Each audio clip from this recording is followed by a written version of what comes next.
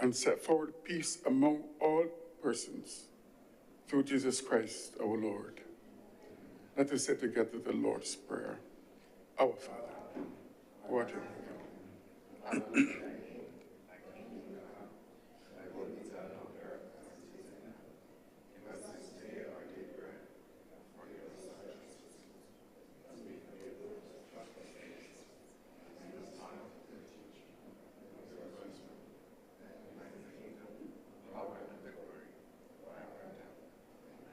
may the grace of our Lord Jesus Christ and the fellowship of the Holy Spirit be with us all now and forever. Amen.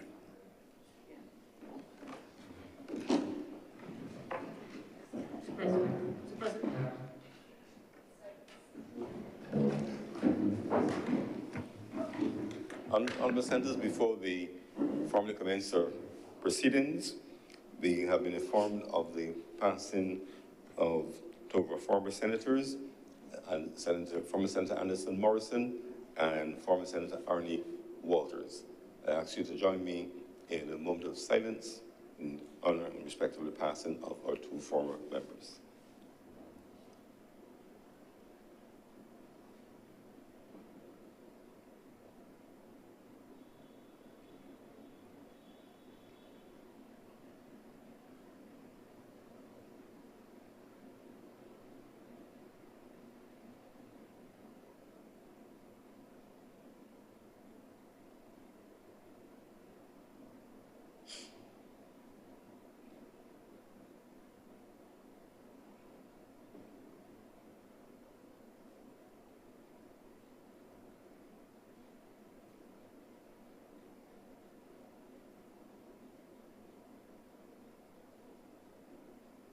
May they rest in peace.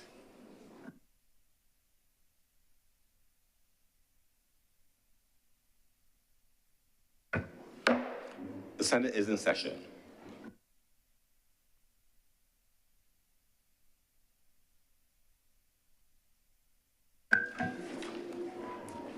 Messages from Her Excellency the President.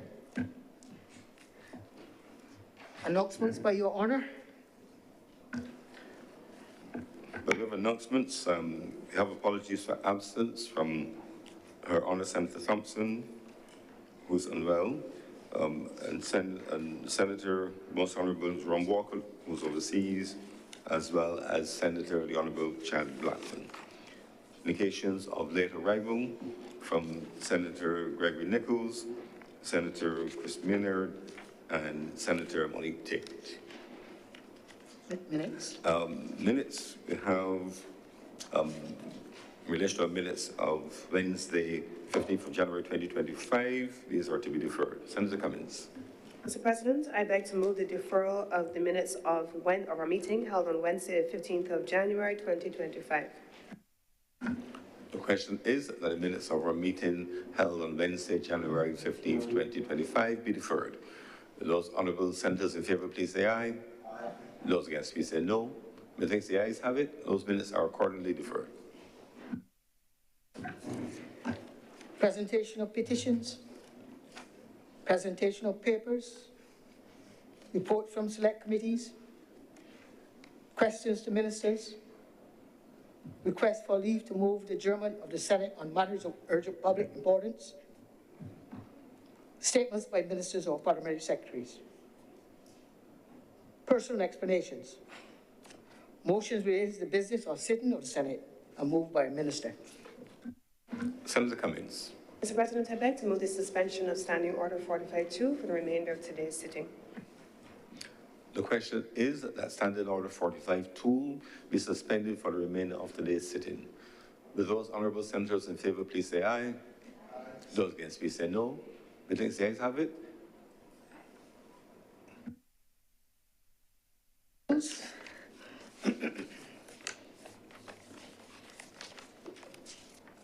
Senator Cummins.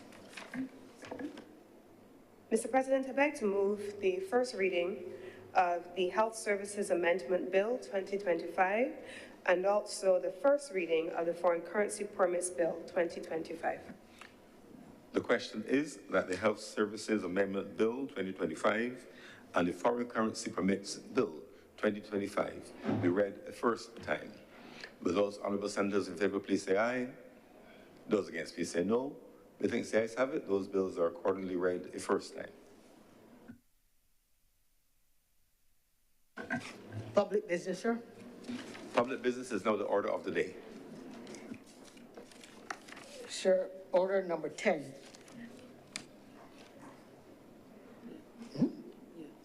In the name of the honorable leader of the Senate, who will move the second reading of the Foreign Currency Permits Bill 2025. Senator Cummings.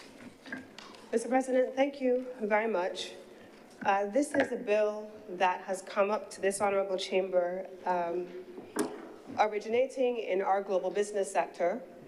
And I think those of us who were in the Senate in 2018 remember a marathon night just on the eve of Christmas where we left this chamber somewhere in the wee hours of the night, very late hours of the night. On that night, we did, I believe there were 13 pieces of legislation. And it was because at the time there were, as we transitioned from one government to another, there were obligations that had been undertaken by the previous minister with responsibility for international business that then had to be very rapidly put into law.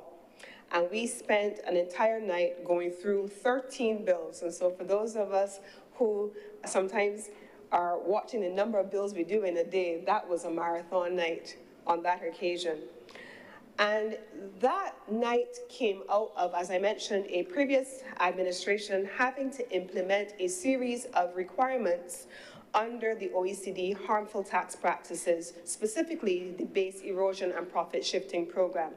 And a series of pieces of legislation needed to be repealed, needed to be replaced, and new regimes needed to come into effect. And on that basis, Mr. President, we saw that there were a number of pieces of legislation, in particular 9 preferential regimes that established what we used to call the offshore business sector, but no longer is called that because it is no longer compliant with the Organization of Economic Cooperation and Development and our overall OECD Global Forum obligations. And so all international businesses began to be domesticated as local companies, beginning in 2019, the January of that year, immediately following that marathon session of the Senate in December of 2018.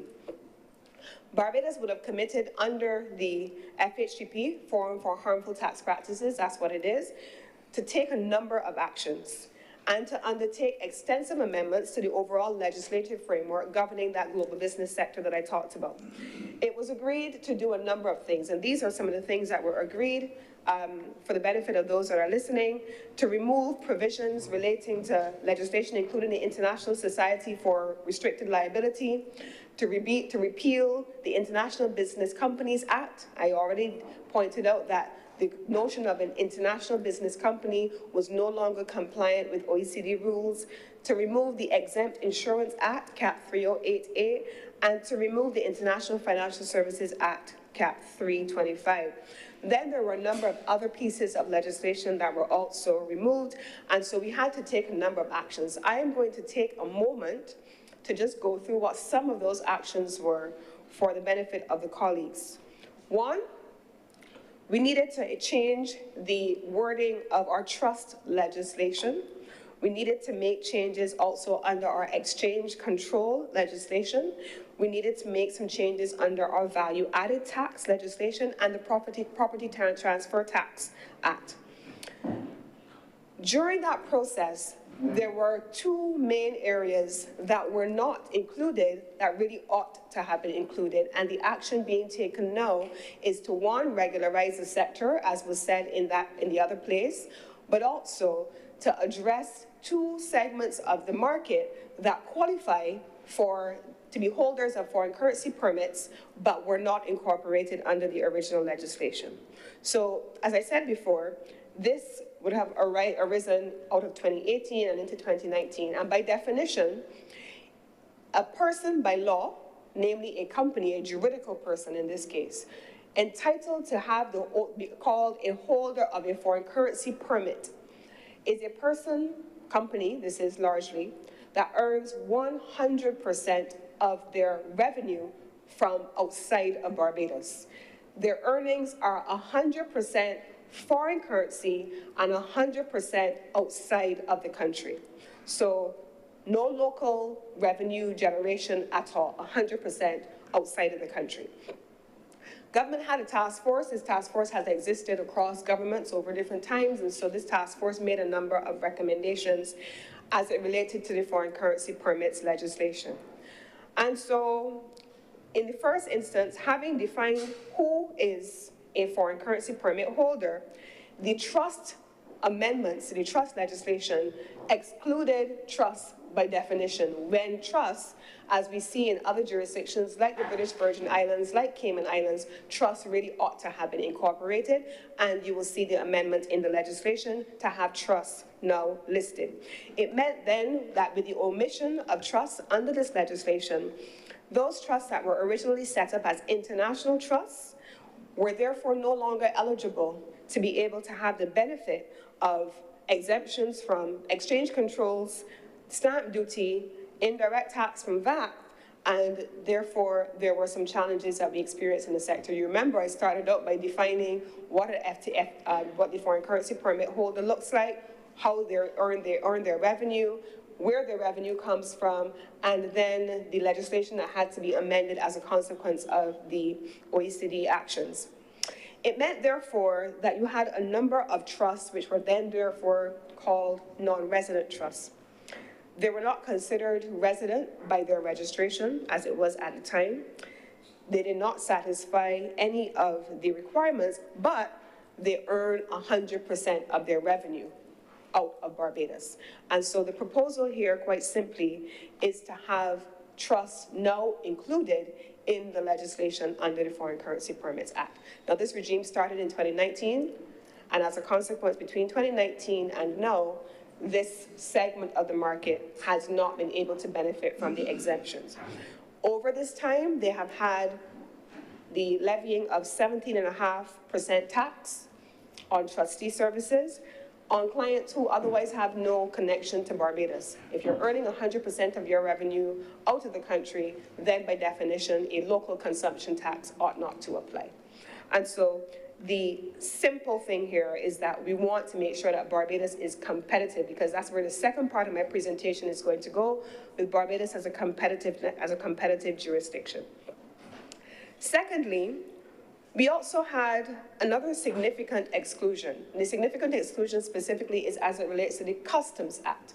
And in the customs legislation, you have a number of entities, namely manufacturing companies in particular, that have operations in Barbados, but they don't do business, substantial business in Barbados, but they have started to establish offices because under our economic substance legislation, also related to the OECD, there has been a requirement to establish a presence, to have some part of your operations domiciled in Barbados. And so they began the process of procuring office space, buying machinery, setting up equipment, and in many instances, as you are familiar, the Barbados Manufacturers Association, and already under the manufacturing sector, they already qualify if you are a manufacturer and so designated by law, you are already eligible for a duty-free exemption on your inputs because they are then considered re-exports. In this instance, if there were manufacturing entities, they qualified. But if they were not, they were in this no man's land that we are now seeking to correct. And so, in summary, the customs exemption and the inclusion of trust are the two principal elements that were excluded and are now being accounted for because they are covered under the 100% of their foreign currency earnings outside of Barbados. Now, if I were to go to the legislation itself now, the legislation has allowed for a number of changes that I want to draw to the Chamber's attention before I go to the specifics of my presentation on competitiveness. So as it stands, the legislation will make the following changes. In Section 2, the legislation speaks to that definition that I spoke about earlier. What is a qualified person? And the qualified person now reads, qualified person means a company, an external company, a firm, a society, or a trustee in relation to a trust, and I spoke about trust before, where the company, external company, firm, society, or trust, as the case may be, earns 100% of its income in foreign currency. It goes on to include the definition of what is a company, and that is an exclusion that is also not in the original legislation, but is now being corrected in this version of legislation. Shipping companies in particular were also not included. They are now being captured under the legislation, and the definition will now read, a company has a meaning assigned to it by the relevant section, and it includes a shipping corporation within the meaning of the Shipping Corporations Act. When I brought the Business Barbados legislation through this honorable chamber, establishing the company called Business Barbados, we talked about the principles of natural justice, the right to be heard, the right to appeal, making sure that there's transparency in why government does what it does. And my office has also sought to apply that same principle to this legislation. And so there are a number of principles that we have incorporated into the process of applying for a permit. Under the legislation, Section 32G has been amended to include that the official corporate number or registration number assigned to every entity carrying on business under this regime will now be covered as follows. 1, it covers the name, the address, basic information, and so on. And then in the event that your permit, previously existing or new permit, is either canceled or refused in its application, the director shall now give right notice in writing, as well as the reasons for refusing to grant a permit, the reason for canceling it, or the reason for refusing to renew an existing permit. Then the legislation goes on to make a number of additional amendments, equally as it relates to the details of the role of the director. They shall include the reason for the refusal, cancellation, or the non-renewal in their notice going out to the holder of a foreign currency permit. Then under the surrender of a permit, it also covers a number of things which are also being corrected. Previously, a person could submit, qualified person could submit a permit by filing a declaration with the director. The Act now makes provisions for the circumstances under which these permits can be surrendered. It covers the exemptions that I spoke about earlier under the Exchange Control Act, and it includes now the customs exemption, which was excluded originally, and it now says the following. Under Section 9A, it says machinery, equipment, etc., exempt from certain taxes and duties. And then it specifically outlines what the regime requires. It says a holder of a foreign currency permit may import free of customs duty, consumption tax, ad valorem stamp duty, and other like duties, taxes, and imposts, such plant, machinery, equipment, fixtures, appliances, apparatus, tools, and so on, as necessary for the holder of a foreign currency permit to carry on its business. In the event that you are selling this machinery or equipment required to carry on your business, because the designated time frame is 5 years, if you are selling them within the 5-year period, you either have to sell it to another holder of a foreign currency permit so it doesn't find itself into dutiable spaces in terms of the sectors, or alternately, you have to pay the amount of tax that was foregone. So you have two choices. You either keep it under the foreign currency permit regime, or if you're selling it to any of us in here who are not eligible for foreign currency permits, to the most part, to the best of my knowledge, then you have to pay the government the taxes. Then we go on, Mr. President, into the sections that I wanted to draw your attention to earlier on customs, and that is all captured in the relevant sections of the legislation. But I want then to draw your attention, Mr. President, to the state of the sector. And I think this is perhaps the most important part of the presentation, but I wanted to make sure that I gave the context for why we were making these changes. Mr. President, in 2019, when this regime started, as I said, in January 2019, coming out of the 2018 amendments. And for that very first year, Barbados had 586 new entities applying for a foreign currency permit. That was 2019. By 2020, there were 264 new entrants, 449 renewals, bringing the number to 713 in total. So we went from 586 in 2019 to 713 in 2020. In 2021, we had 1,892 new foreign currency permit holders, 585 renewals, and a total of 2,477 foreign currency permit holders. So a further increase from 713 to 2,477. By 2022, we had an additional 259 new foreign currency permit holders, 2,093 renewed their regime, and then you had a total up again of 2,352 foreign currency permit holders. In 2023, the International Business Unit recorded 288 new foreign currency permits, a total of 2,262 renewals, taking us to 2,550 active foreign currency permit holders. As at the end of last year, 2024, we now find ourselves in a position where 314 new foreign currency permit holders entered the market, 2,151 of the 2,352 of the previous year renewed, and we have now a total of 2,465 foreign currency permit holders. You can see the progression, therefore, Mr. President, from 2019 when the regime began and 2024, where we just finished the financial year, and the expectation is that by 2025, with this amendment, and with the amendments that we have just made as it relates to the customs duty, inclusion of trusts, removing or including the shipping sector, that the expectation from my ministry, Mr. President, is that we will see an increase in the foreign currency permit regime for the year 2025. Now, this is important, Mr. President, in context, and why? Mr. President, last week,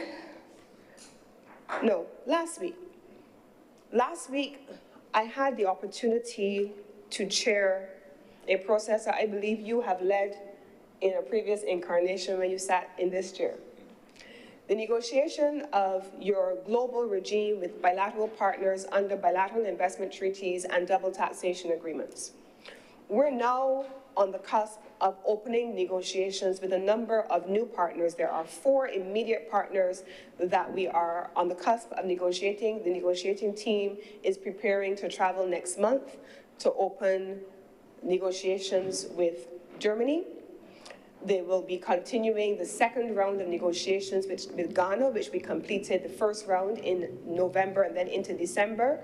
We will be opening also in March negotiations, Mr. President, with Hong Kong, and we expect that coming out of the work that we have started to do in collaboration with the Ministry of Foreign Affairs and Foreign Trade and the Invest Barbados team, along with the Barbados Revenue Authority and others, all of the global business community partners, that we will be implementing a new strategic plan for the rollout of the attraction of global business to Barbados.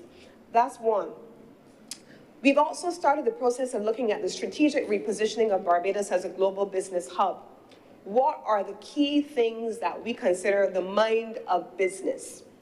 And we said to the team, we don't want you to consider the administrative part of it on our side only.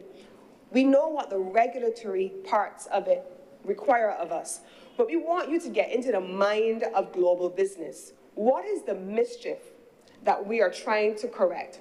What makes Barbados more attractive a jurisdiction than another jurisdiction for like business? Because let me be clear, Barbados is not a BVI. They're a different jurisdiction than Barbados. Barbados is not a Cayman, different jurisdiction, different type of global business. Barbados is not a TCI, different jurisdiction, different segment of the market.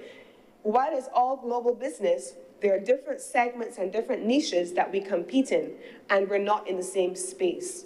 Trusts operate oftentimes in a different market, but by making these changes to our foreign currency permits legislation and including trust, it allows Barbados to compete in that space as well, whereas others typically would have held an advantage, a competitive advantage. This is a competitiveness measure, Mr. President. Earlier, and the point that I was starting to make is that last week we had a dedicated meeting where we had our global tax advisor, who was the former tax advisor for the OECD, and he is now advising Barbados, and he came down and he spent the week with us last week, along with the international business team, along with the Global Business Association, BIBA, ICAB, the Barbados Revenue Authority, of course led by the International Business Unit of the Ministry of Energy and Business, and with the private sector partners, so that together, not only are we setting the strategic framework that I spoke about, but we're also preparing for those negotiations that are up and coming over the coming months, Mr. President. And it really is about how do we not just want to talk about the mind of business, get businesses to come to Barbados in the first place to set up domicile, but then most importantly, you know, where you have exciting advertising, Mr. President, you see an ad, and the ad comes on, and you say, for example, it's advertising Burger King, and the burger looks good, and the fries look good, and you think to yourself, maybe I should go through the Burger King drive-thru today, and then you bite into it, and it doesn't taste the way it looks like it did.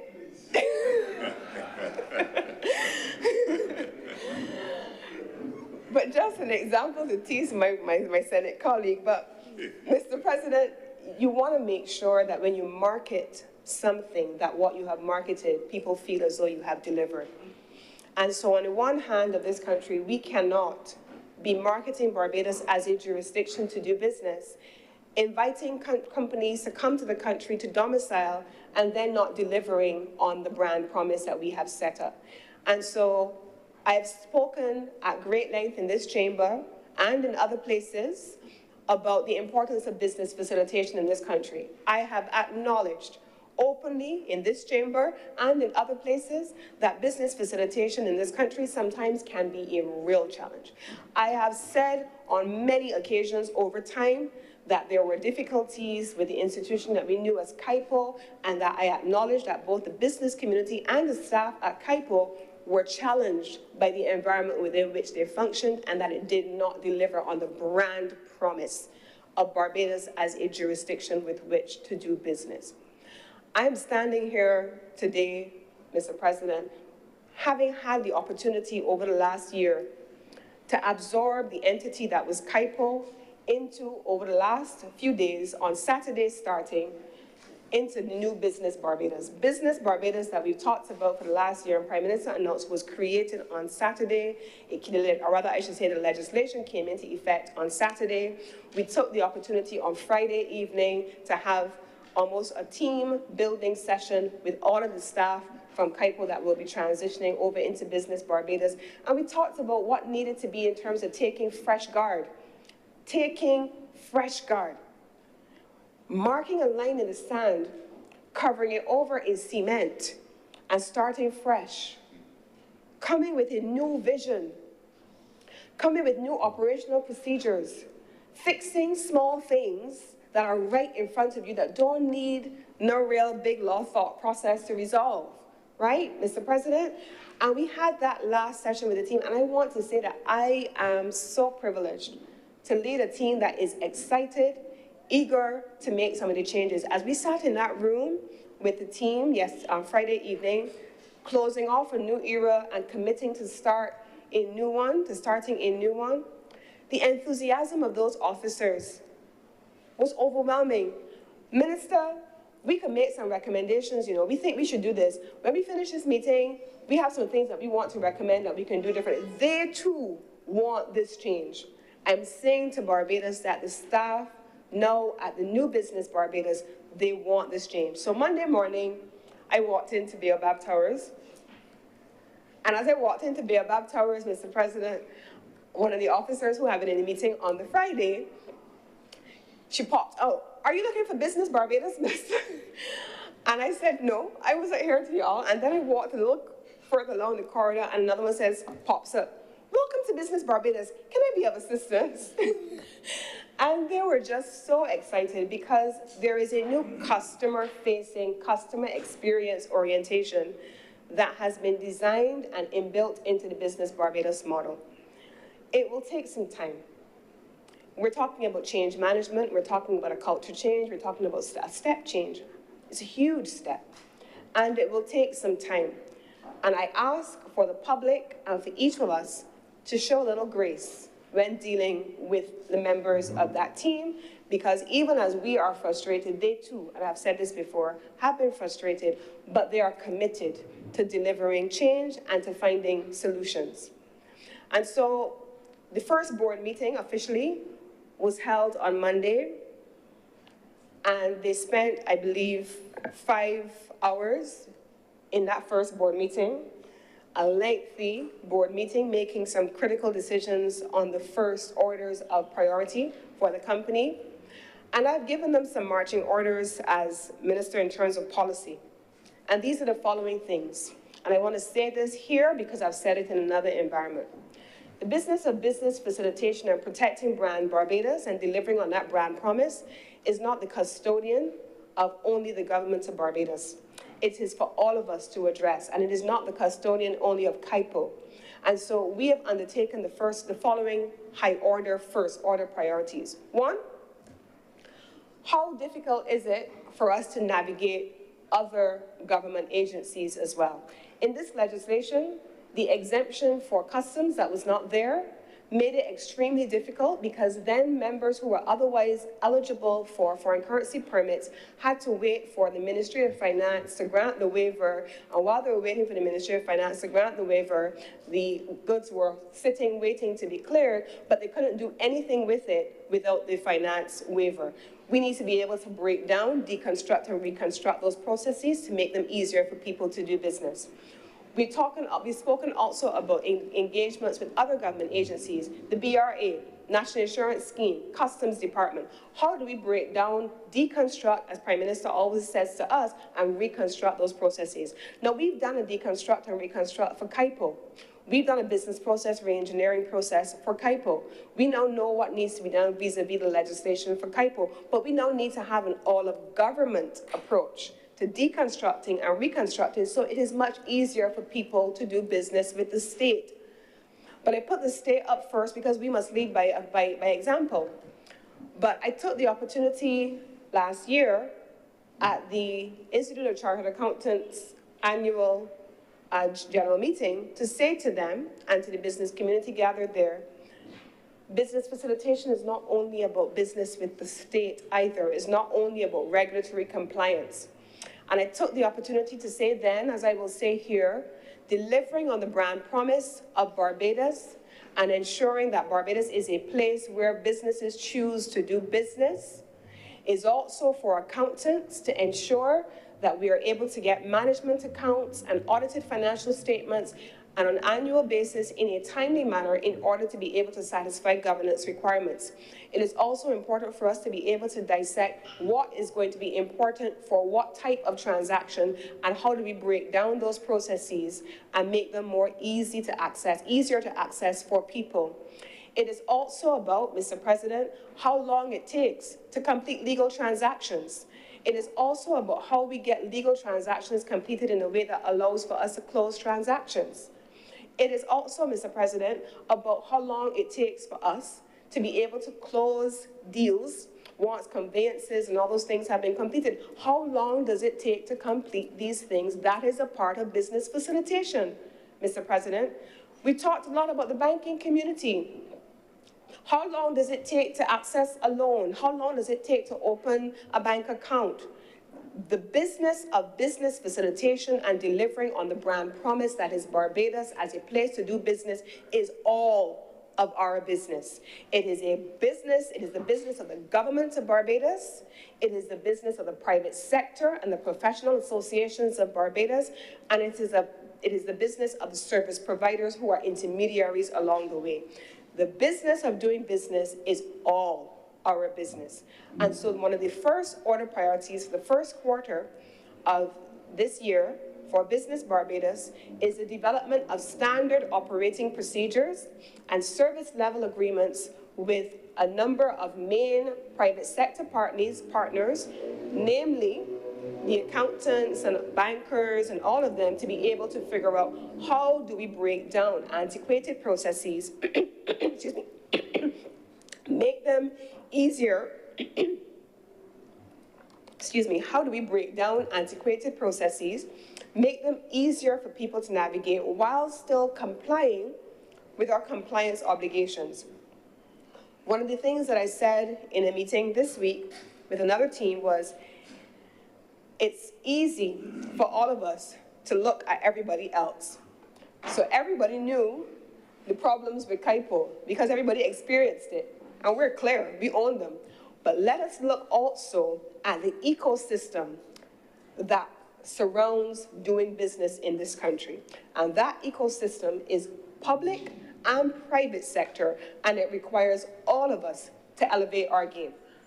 So that line in the sand that KIPO now has to draw on my instruction and covering it over with cement is also a line in the sand that needs to be drawn for many private sector entities, for many private sector transactions.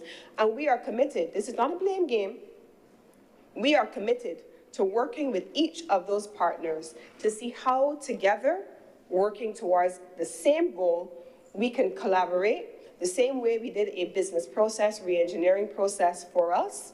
We will be collaborating to see how we can do a business process re-engineering process for all of government, and then equally for our partners in the private sector. I am happy that our partners have been on board and have been supportive and have been willing to work with us towards the same goal. And I have every confidence that once this work is completed in time to come, that it will be something that Barbadians can hold up as a thing of pride. But the implications thereof, Mr. President, will be, we expect by 2025, 2026, and what I've asked from the team is to set targets, revenue targets, number of businesses that we are going, number of companies that we will be going after in each various segment of the market on an annual basis. Where do we want to go? I just went through the numbers from 2018 when the regime began up to 2024. So am I going to be comfortable, Mr. President, with 2024 numbers? No, clearly not. Am I going to be comfortable with 2018 numbers? No. Even though we have seen a steady increase in the numbers, is that really the pace of increase that we require, or should it be an accelerated increase? That's really the kind of granularity that you're going to be seeing coming out of our team going forward. And I am confident that with these changes that are before this honorable chamber and the other FCP measures that go along with us as a competitive jurisdiction, that Barbados is positioning itself for a whole of government reform process, and then to position ourselves to deliver on a brand promise that Barbados is indeed a place not just to do business by marketing, but we deliver on that brand promise. And with those few words, Mr. President, I beg to move that this bill is read a second time. Thank you, Senator Cummings. Senator Walters.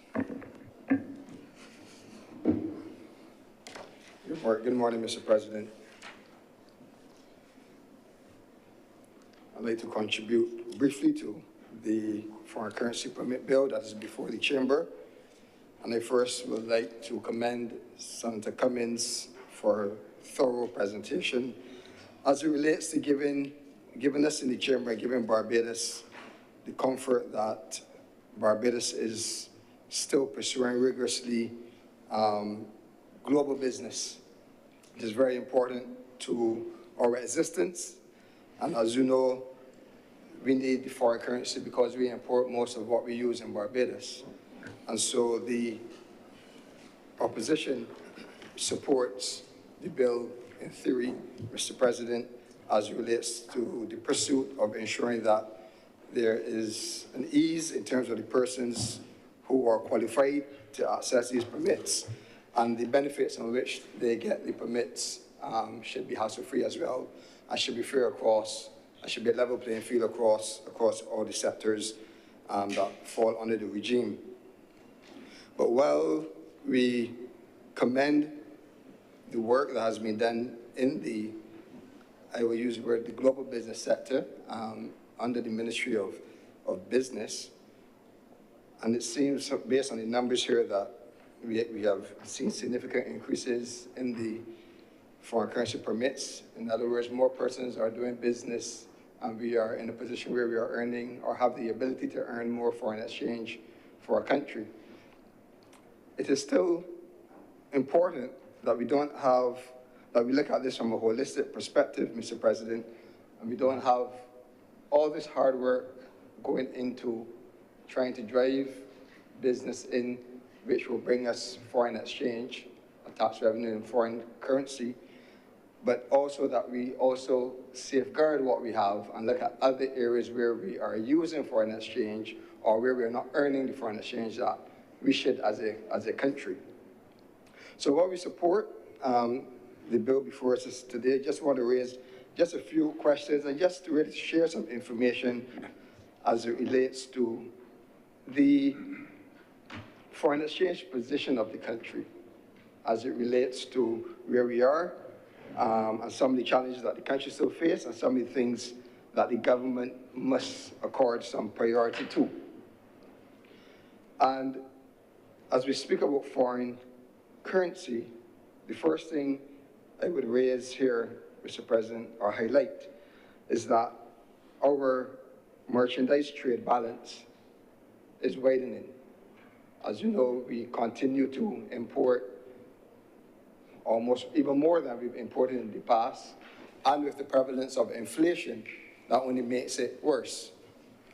But at December 2024, the trade balance was $2.5 billion in deficit, and that is about $1 billion more than it stood at the end of 2018. And it's significant. $1 billion is a lot, is widening. You went from 1.46 billion to 2.5 billion in the trade deficit. So while the imports have grown because of obviously the demand from Bajans in terms of their purchasing power or their needs or their wants, and coupled by inflation, we have seen that rise of imports into Barbados has grown from $3 billion to $4 billion as well. But what has not grown, Mr. President, is our exports out of Barbados. And in 2018, we had exports of 1.5 billion Barbados dollars. In 2024, at December, we had annual exports of $1.5 billion as well. So that has remained flat over the last 6 years. And it's important that the government must pay manufacturing some attention. It has also been brought to my attention that in our industrial estates, now we're seeing a conversion of persons using them as bonds to store product. And they're going out of manufacturing use. So we get to get an update from the government on our estates, our manufacturing estates, and what is occupancy on those, and what are the types of businesses that are being generated, and what those businesses are contributing to the export of goods out of Barbados to help earn foreign exchange. Because we don't want a position where importers now are occupying that, are encouraged to occupy that prime real estate that we should be using to put manufacturing in place to store products that they import, Mr. President. So that is the first area that I wish to draw to the attention of the chamber. The second area, Mr. President, when we look at and we consider what we import versus what we export, we cannot ignore agriculture because we have to eat. And agriculture is on a significant decline. Significant, Mr. President. And that decline, not only is it a year-on-year decline compared to 2023 and 2024, but it is a 27% decline from 2019. At the end of 2024, agriculture declined 27% when compared to 2019. And that is significant. That is a crisis in terms of agriculture. It's a crisis, and it affects and impacts all of that hard work that Senator Cummings has alluded to in terms of traveling, consultants, raising the numbers of persons that are holding foreign currency permits that are working to bring foreign exchange in. And then we are seeing significant dependence on agriculture, meaning we are spending more money to bring food in to pay for our person, to feed our nation. So this is an important aspect that should not go unrecognized, Mr. President, in this whole discussion of having access to foreign exchange or encouraging foreign exchange or encouraging entities to bring foreign exchange into Barbados. One of the other areas, and interestingly so, Mr. President, is tourism. And in the last central bank briefing, we are told that tourism is actually on an increase. And when we do look at the statistics from the Barbados Statistical Service, we can't disagree. There were more long-stay visitors in 2024 than there were in 2019, 2018, 2017. And that is a good sign for the country. And we need to continue to make every effort to make sure that we continue to attract tourists to our country. But when you look at the contribution to the GDP of tourism, Mr. President, that is where you start to get a little headache.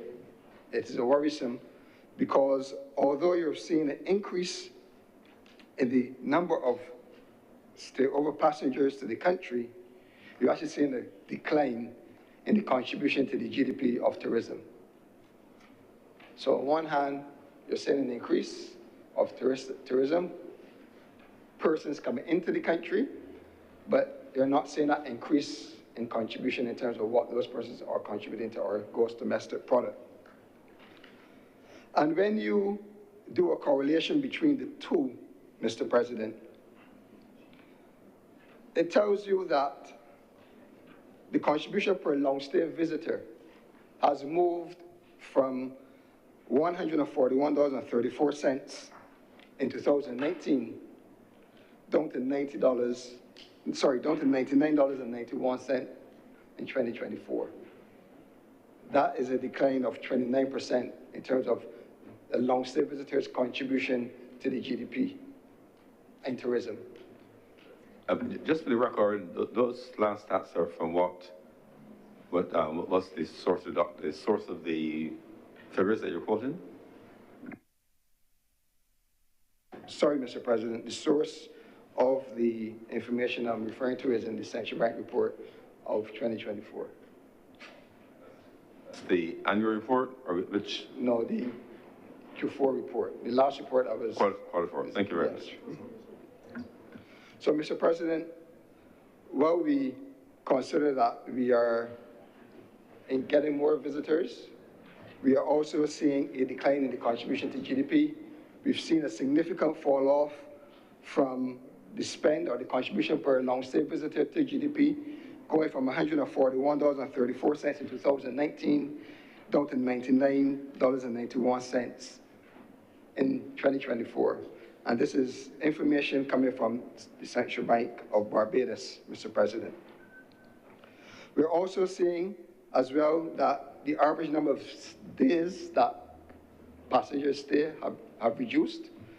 But I just raised these points, Mr. President, because as I said before, we can't just be overworking one department, one ministry, one area of focus, trying to get business, trying to close the gap on our foreign exchange deficit.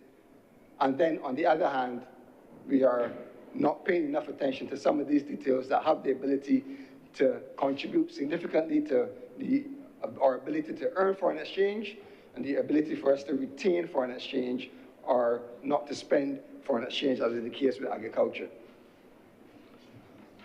Mr. President, as I continue, one of the other areas that is critical to foreign exchange and is ranked high on any government's agenda is the net foreign direct investment that the government is able to attract. And again, Mr. President, I've listened many times to the senators in this chamber and to those in other places, and they always speak about investment, how much investment this government has been attracting.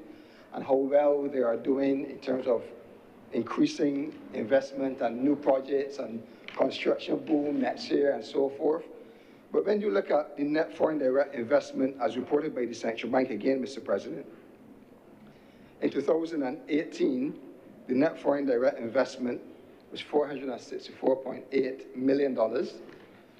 And in 2024, direct investment, net foreign direct investment is $468 million, a mere 0.69% increase, and that is over a 6-year period, Mr. President. So the words are not really matching up to the numbers, and I think more effort needs to be given to bringing in the foreign direct investment. As I said, Mr. President, there's a lot of conversation, a lot of PR, a lot of talk about the investment that's coming into Barbados, but we're not seeing in the reports from the Central Bank of Barbados. In 2018, Mr. President, just in case one of the senators was making a comment did not hear me, in 2018, Mr. President, the net foreign direct investment was $464.8 million. In 2019, Mr. President, that fell 19% to $375.3 million Barbados dollars. In 2019, Mr. President, the Barbados Day Party administration had 1 full year of governance.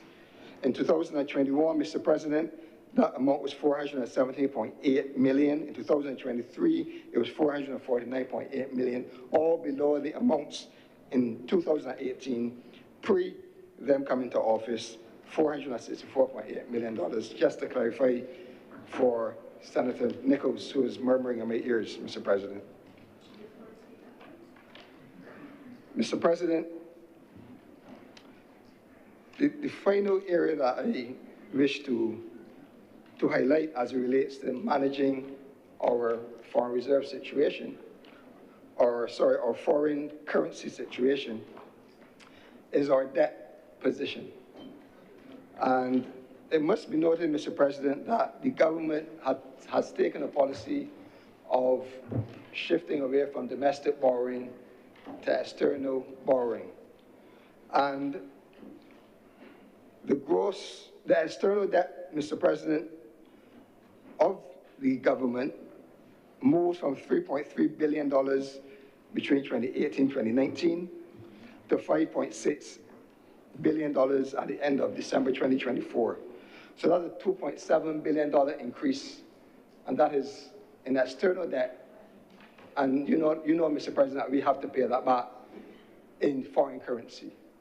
So again, this is a very important area that the government has to consider, because again, you're going to rip the horse of global business. You're going to tell them to go and bring in all this investment. We're going to move companies here. We support the effort, but you cannot be doing that. You can't be erasing the gains with policy that can literally erase the gains overnight. So having a policy that shifted your debt from domestic debt, where you would repay in Barbados dollars, to foreign debt, where you now have to look for foreign currency. And as I said, Mr. President, you're moving from $3.3 billion 2018, 2019, to $5.6 billion in December 2024. And then you still have more debt coming as you are in a relationship with the International Monetary Fund, etc. So this is a significant area that the government must pay attention to and must consider revising its policy as it relates to how they pursue debt. We know that the government has there has been a loss of confidence in the market since the debt restructuring in 2018. We have not seen any indication, although has been said, but we have not seen any indication that confidence has returned, other than a few commercial banks picking up some government debt, Mr. President. Mr. President, I was in a point of order. I think that the Honourable Senator might be choosing his words perhaps not carefully, and therefore is misleading not only the House but the country when he suggests that there's no indication that confidence has been returned to Barbados since 2018.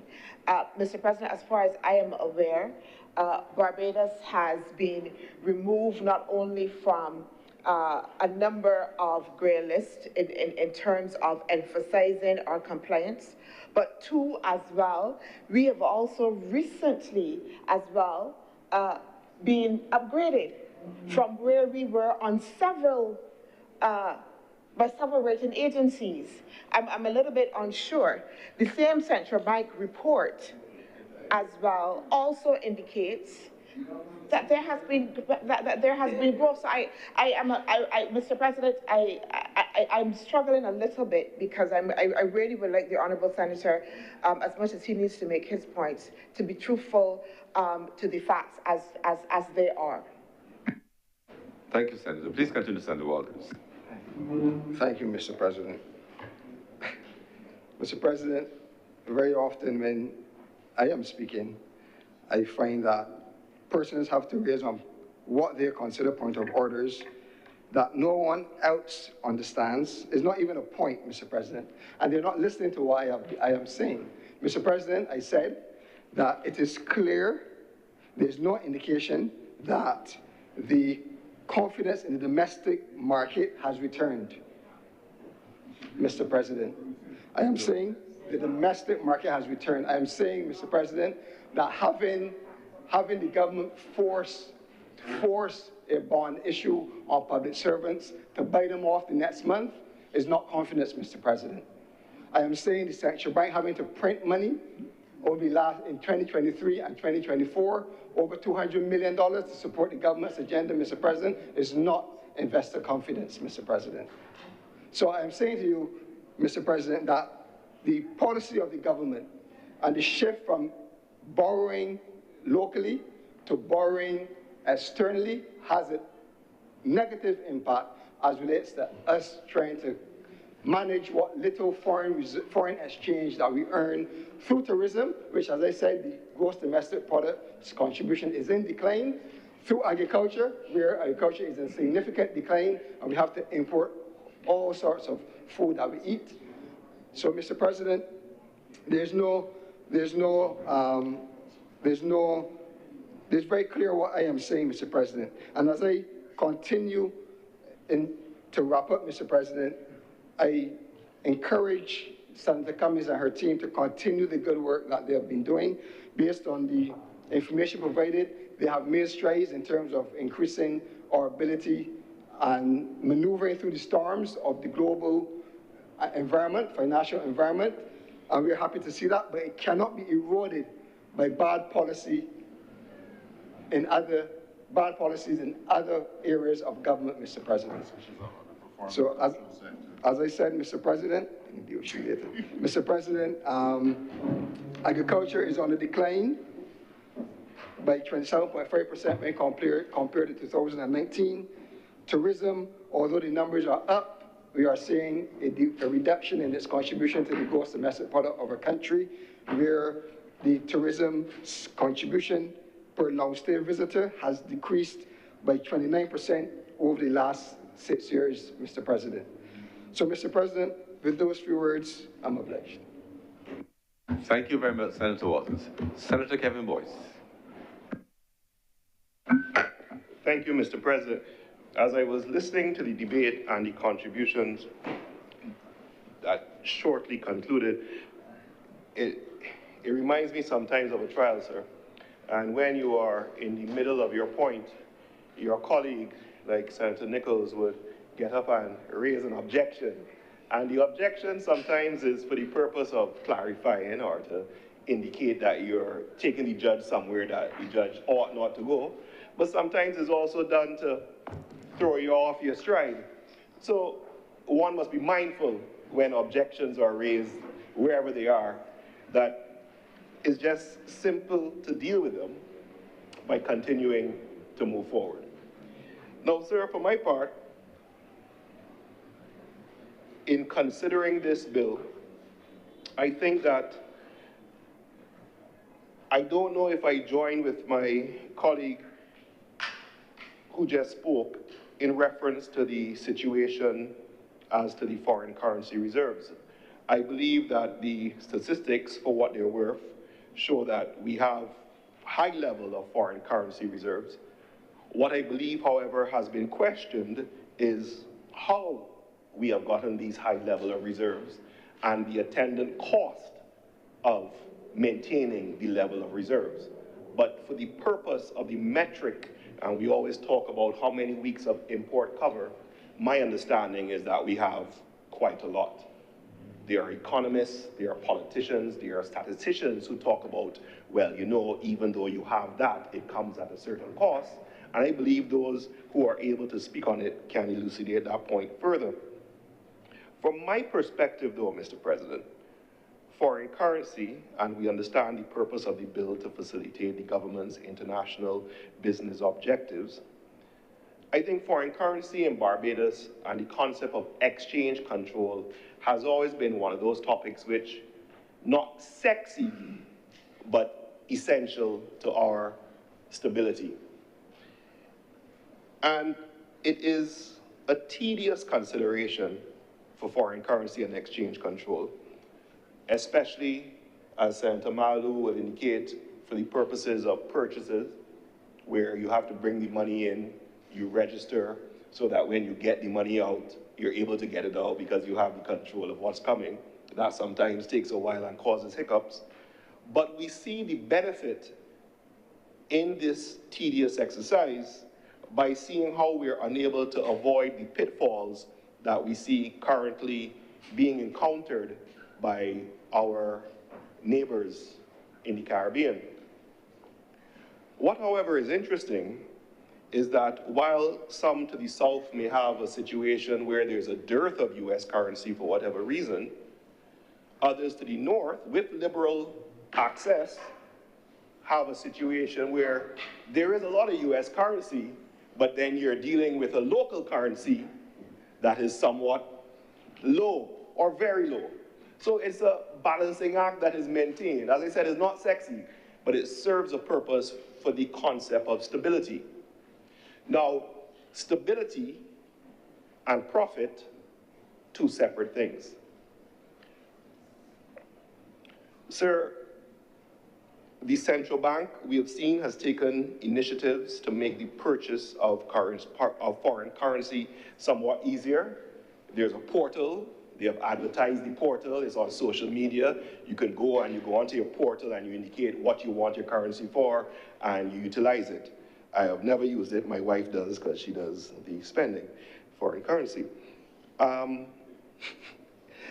The portal as such is an initiative in terms of how the monies move. Now, I spoke about exchange control and the registration of monies coming in for things like purchases of real estate. And I think that process is one which, while tedious, is known and everyone is able to participate once you're in the industry. What sometimes gets to be a bit difficult is when you're doing something a little different. So let's say you've received an order from the court successfully acquiring some monies for your client who is overseas. Getting that money out requires some more steps because it's a unique transaction. But we're moving in the right direction.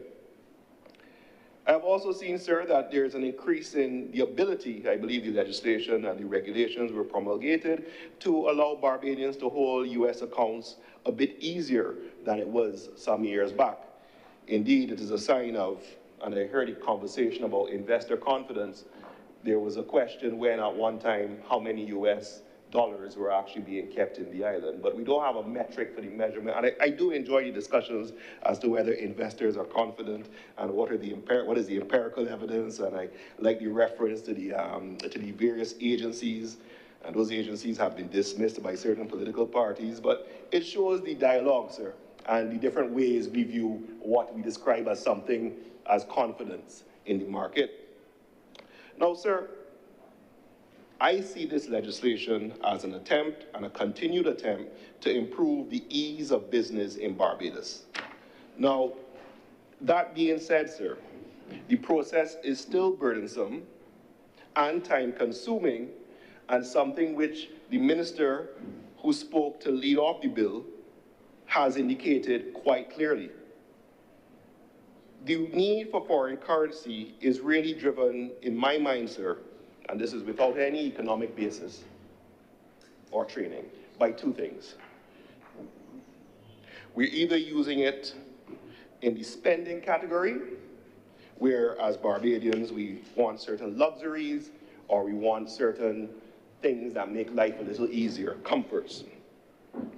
Then, of course, there are the needs in terms of a business which is importing stuff into the island to be sold on at a most interesting markup.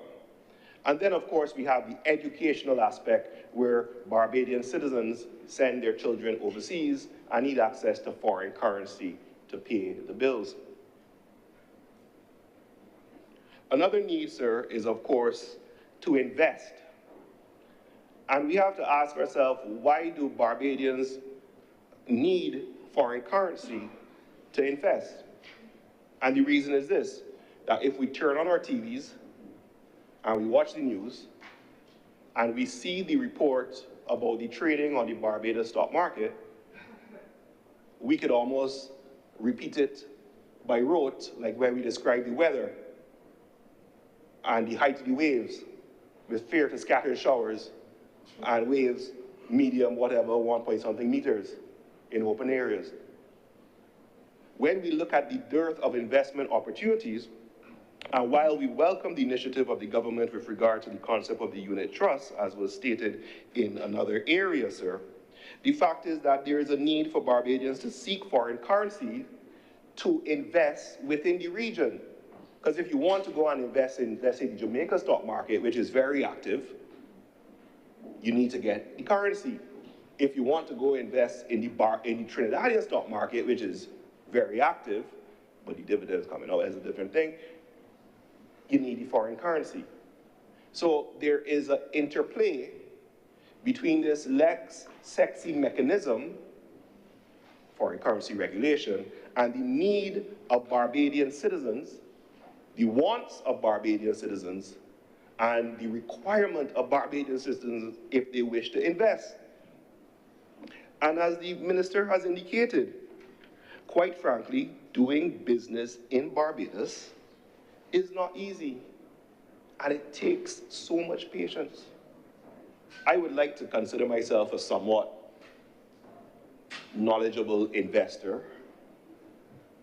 and the requirements which have been put on me to do simple transactions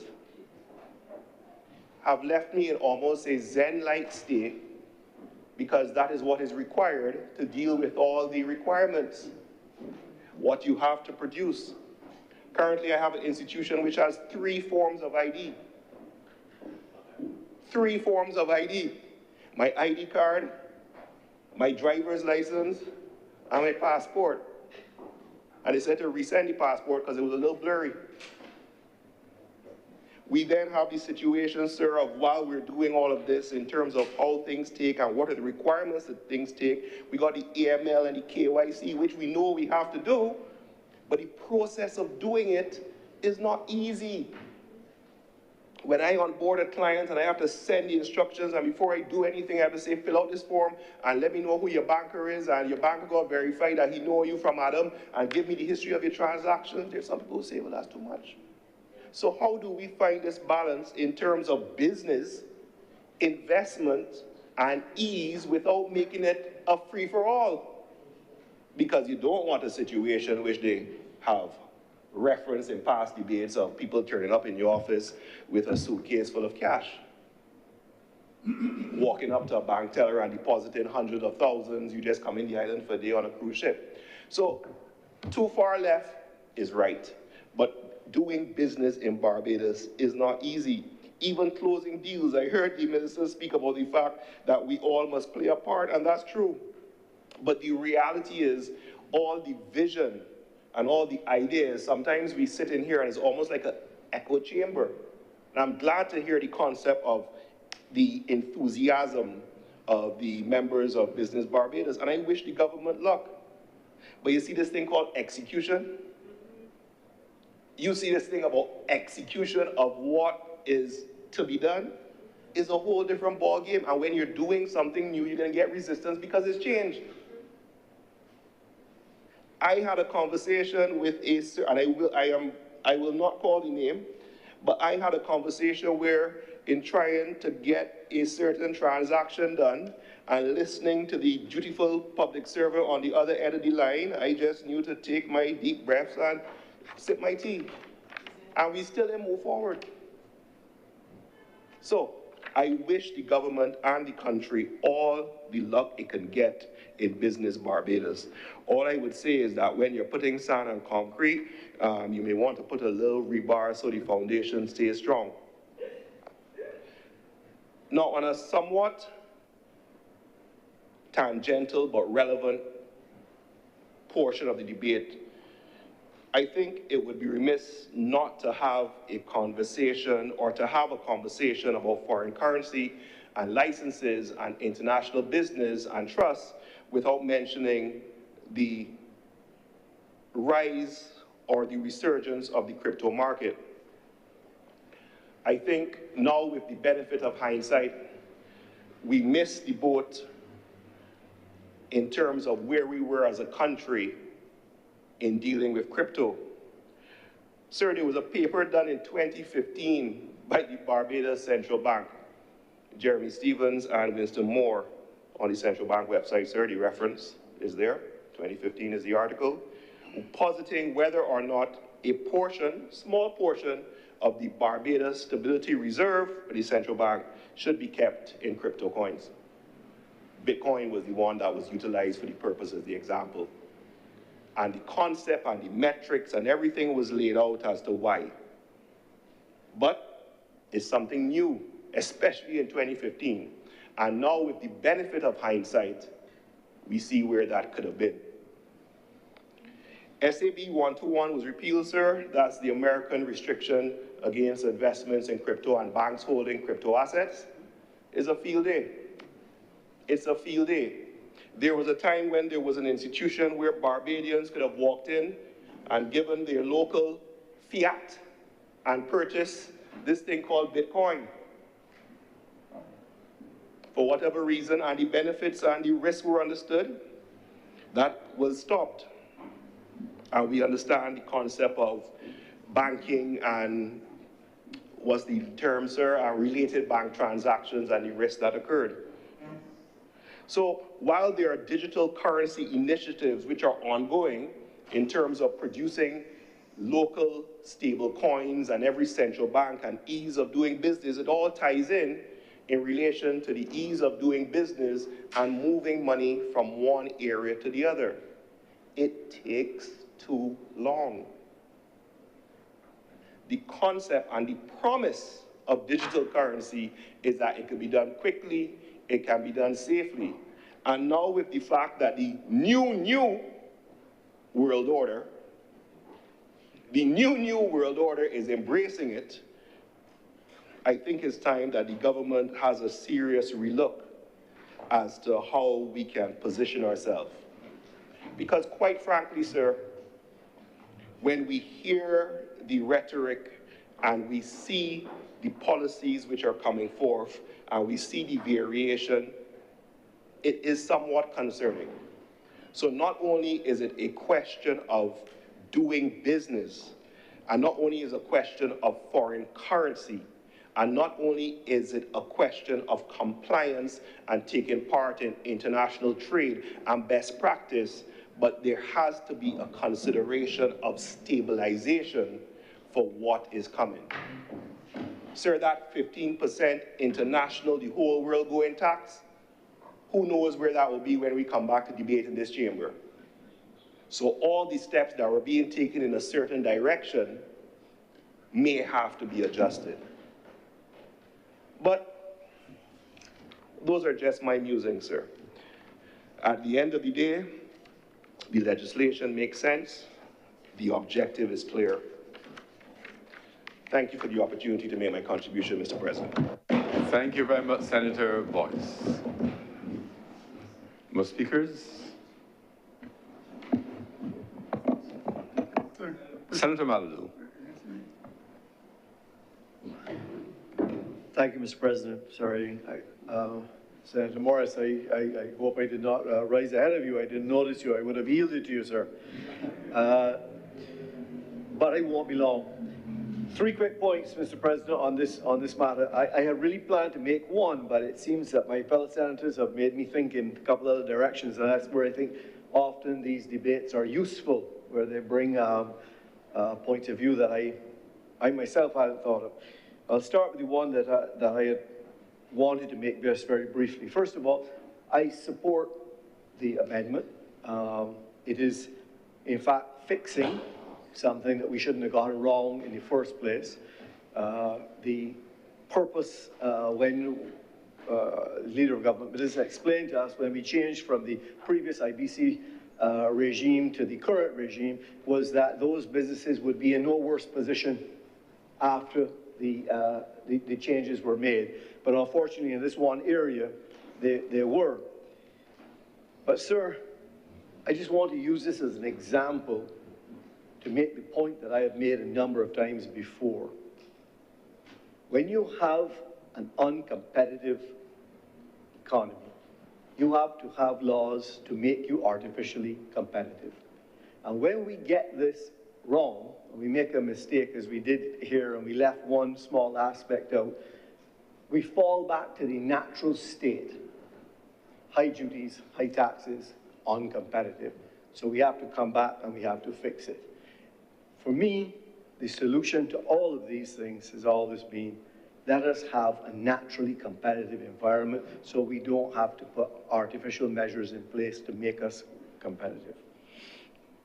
That was really the only point I wanted to make, but picking up on what 2 other fellow senators made, I'd like to join with Senator Boyce and wish the government well in execution for Business Barbados, because that is where we are going to tell if we change from a state of frustration to a state of facilitation through these new measures that we're taking under Business Barbados. And I would like to reiterate my call that I made previously from this floor. Now that the legislation is passed, now that we are all encouraged and we're excited by this, is can we hear what the standards of service are going to be? How long will it take for us to do certain things within these industries? We heard that that was going to come next. It didn't need to be in the legislation itself, but it was going to come afterwards. Well, now is afterwards, and perhaps it's coming, and I look forward, and I will give the Minister, who I have great faith and confidence in, all the scope to come and let us know what that's when those standards of service are going to be there, and we can all hold them to it. Lastly, sir, Senator Boyce made some comments about crypto, and I will use this opportunity to share my silly views on the matter. Personally, I believe that crypto is a method to facilitate business. In and of itself, it is not an investable commodity. And that has been where all of the excitement gets around crypto in this world, Bitcoin and otherwise, how much money you can make from it. But sir, itself, it is not an investable vehicle. When you buy Bitcoin, you are simply waiting on someone who will pay tomorrow more for it than what you paid for it today. It has no inherent value. But for businesses and for Barbados, I agree with the Senator that should we embrace crypto as a form of doing business? Absolutely we can. And absolutely with the big neighbor to the north who seems to be embracing it, I would agree. Let's get on that bandwagon as well. So, sir, with those few words, I support completely the amendment. We are fixing what needed to be fixed. It's being done. Perhaps it could have been done quicker, but it's being done today, and it will have my support. I thank you, sir. Thank you very much, Senator Mullen. Senator Reverend Morris. Thank you, Mr. President. I too would not be very long on this issue, but I just want to raise a few points. First of all, I would like to lend my support to this particular piece of legislation and congratulate the government itself for seeing the necessity to make this type of business transaction easier. I hope, sir, that throughout the country, as other colleagues have mentioned, doing business will become easier and easier in Barbados, but we still have a long way to go as far as that is concerned. And I have no doubt that the particular measures will be put in place so that business can be done with some degree of ease and safety. I agree with Senator Boyce on the issue of having to produce all these pieces of information in order to have some personal business done, maybe in terms of mortgages. All of these things, sir, it is really tedious. Sometimes you wonder if you're a Barbadian, when you have to produce all of these pieces of ID to prove that you are a Barbadian and that you qualify to have what you now seek to have. It is incumbent upon us that while we make certain sections easy, that we make all of Barbados easy to do business. And for that, I want to congratulate the government. If this is a start, then so may be it. But I think we should move with haste now to ensure that Barbados is really business friendly. In terms of this move in relation to agriculture, so I think that we are pushing a matter just as a scare tactic. In my view, agriculture was in decline since 1807. At that time, it was a monocrop society, sir. And that monocrop diminished, and the attendance system with it went. This is not my original idea, sir. This is done by J.L. Ragatz, Joseph L. Ragatz, and all them since we're back, and Eric Williams. So it was in decline then, and in my view, it never recovered. Why? Because even the late, great, excellent Wright and all these things, Barrow, recognized that in 1960, when he said that he would like to look from St. Philip to St. Lucie without saying a campaign. I understand it, sir. Because given the way the sugar was performing, he knew that he had to diversify, and the diversification was also very tenuous. Why? Because of the land in Barbados. What did you want the government to do, including the Democratic Labour Party government? What did you want them to do? Cut up the land into peasantries as was done in Haiti? Because when you do that, then your economy becomes very soft.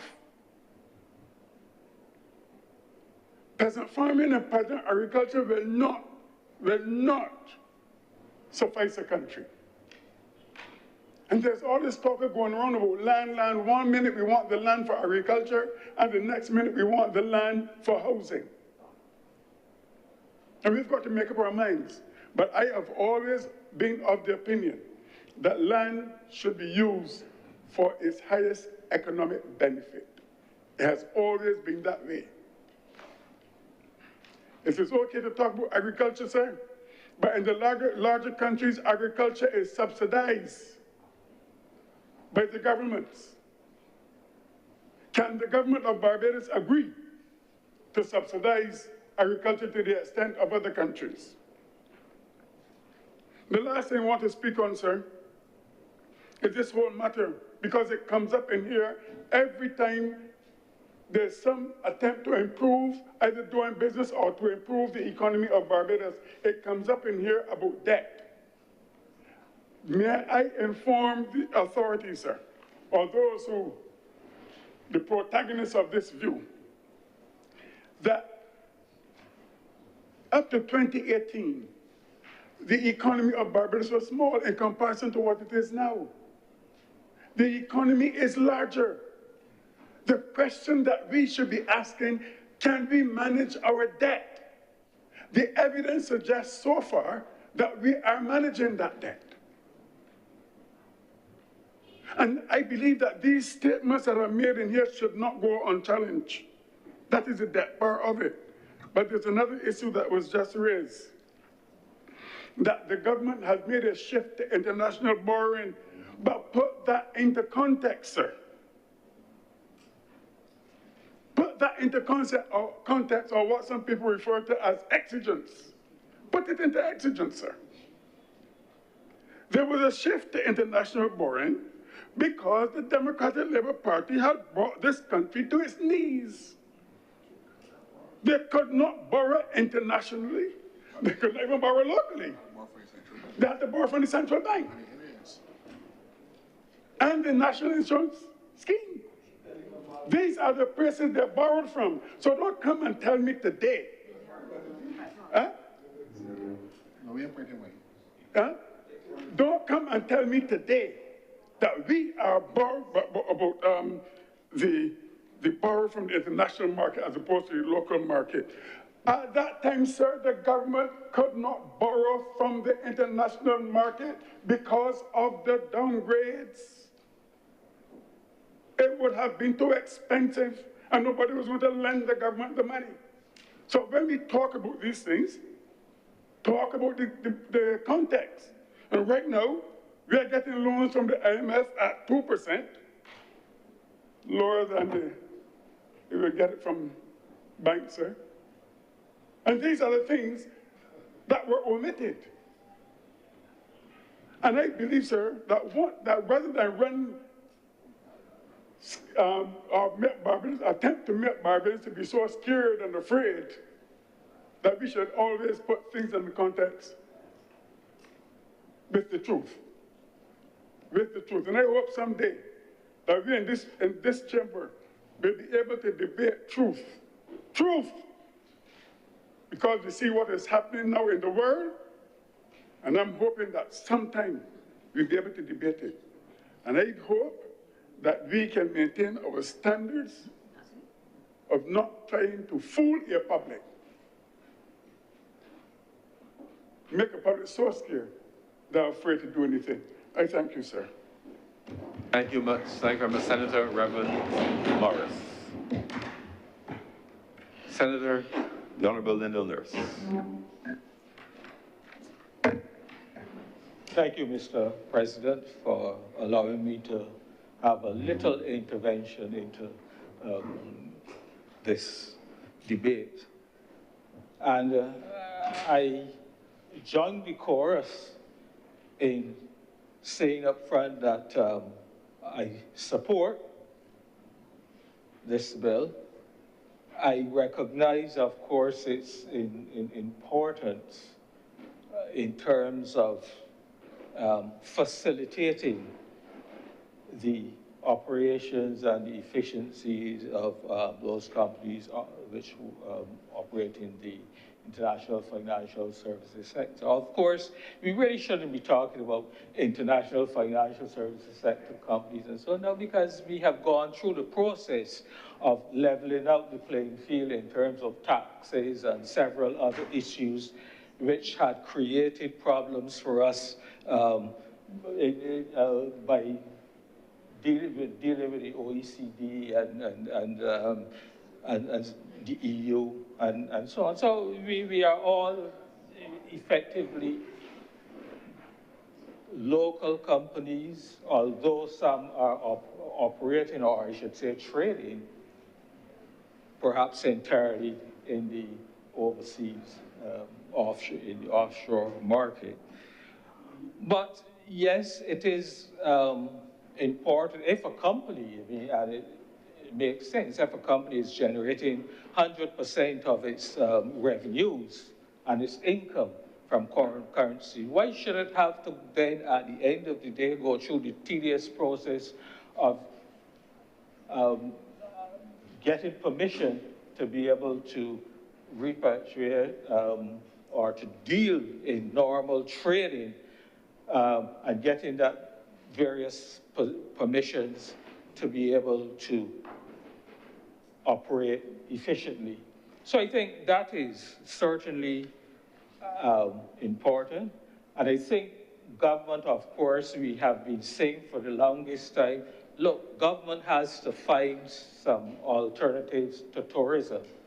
And so anything that helps to build up and to grow this sector is certainly a good idea. And recently we had in this Honorable Senate, we, for example, were debating the shipping bill, which some shipping bills which hopefully has the potential, which could also generate foreign exchange as well. So it seems to me we're going in the right direction when we are looking to find things which can help to generate foreign currencies from trade in sectors other than, from the business sectors other than tourism.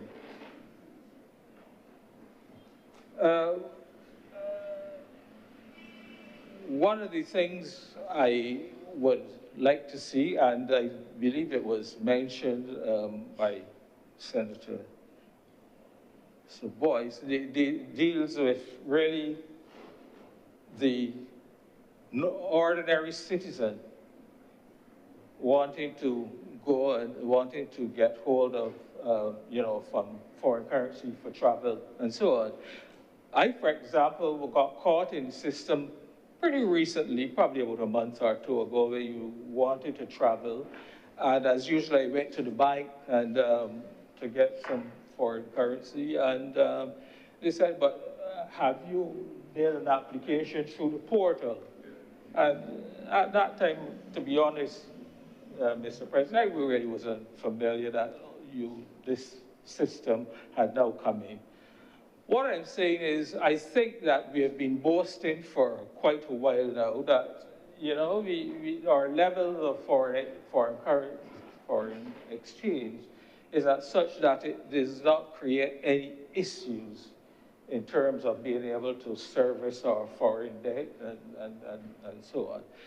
And I believe perhaps it's time for the central bank and the powers that be to look at maybe releasing any other foreign impediments. I mean, know that a lot of progress has been made over time in terms of freeing up the foreign currencies and being able and making it easier. But I think we've come to the stage where we can do more.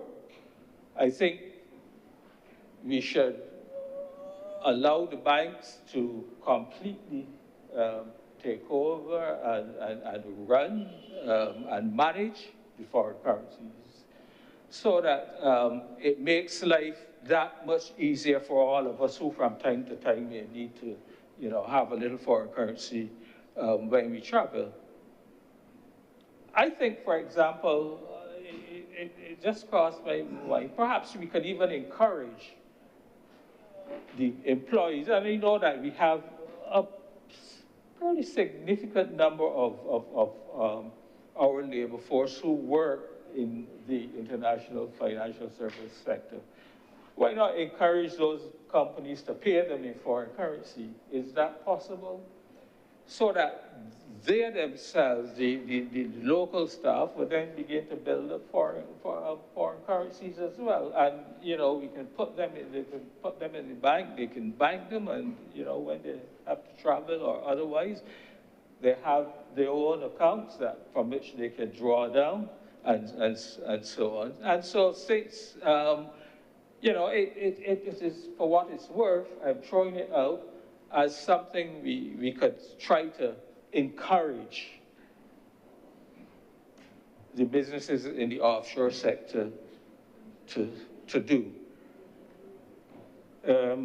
The other thing I would like to see, and I believe I raised this in a previous the debate, Mr. President, is that I would like to see, I think the time has come for the removal of the 2.5% foreign exchange fee. It was introduced, I know, at a time when there was some pressure on the foreign reserves, and therefore it was necessary. But I think that over the last few years, we have all been boasting year after year of the level of foreign exchange that we possess, and therefore it does not seem to be any longer an issue in terms of creating problems when we have to do our debt repayments and so on. And so I feel it could be a little ease. Perhaps it's something, again, that government, as they are now in the process of preparing the annual estimates of revenue and expenditure, and of course, subsequent to that, you will have the budget, that the finance, Minister of Finance, Prime Minister could consider as some little ease. Certainly, we have heard that the government is making surpluses, so there are things that could be some little give back at this time.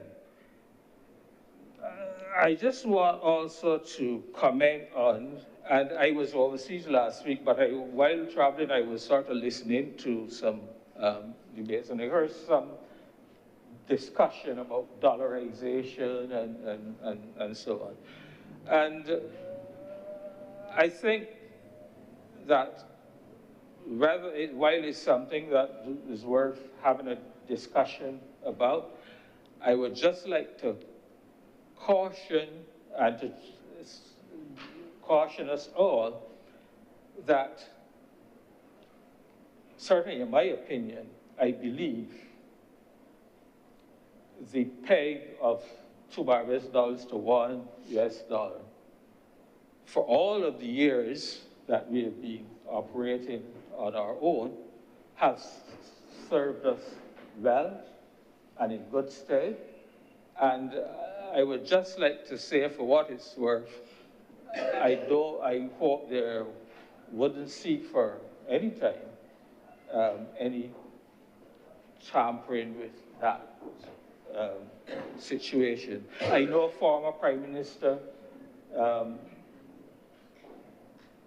Erskine Sandiford, he had some big fights, for example, with the IMF in terms of maintaining that parity. And while we may talk about dollarization and so on, even if we go that route, I hope that that parity will always be maintained, because of it has, in my opinion, it has served us in good stead, and I think it can continue to do so for a long time, because we have been able to manage or to counterbalance the issues that could arise in terms of devaluation, and so we have been able to counterbalance by certain various fiscal measures which we have introduced over time. And so, for what it's worth, again, I just throw that out. So, Mr. President, I support this bill, and I hope to see that this initiative to try to increase the efficiency in operations in this sector will bear fruit, and that we will see this sector beginning to recover and to grow over time. And with those few words, Mr. President, I am obliged. Thank you very much, Senator. The Honourable Lyndall Nurse. The speakers, please. No more? Senator Cummins, please wrap up. Thank you very much, Mr. President. And of course, I start by expressing appreciation to all of the honorable senators who have spoken. Senator Walters, in his response, obviously also, like everyone else, supported the objectives of the bill, supported the objectives of business facilitation. I do, however, want to request Senator Walters to share the reference point from which he was quoting with regard to the printing of money, because while I was sitting and waiting for my turn to respond to the comments on the bill, I did take the opportunity to check in with the central bank, and they have confirmed that they have no such record of us printing money in the way it was described in the Senate. So I would encourage the reference to be submitted to support the statement that Barbados printed money during that period. Mr. Walters. Mr. President, the Central Bank report, review of the Barbados economic performance, January to December 2024.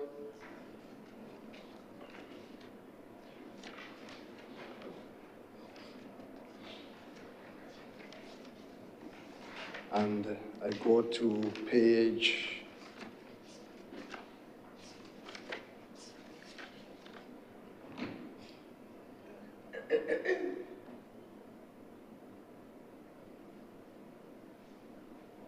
I go to page 33, Mr. President.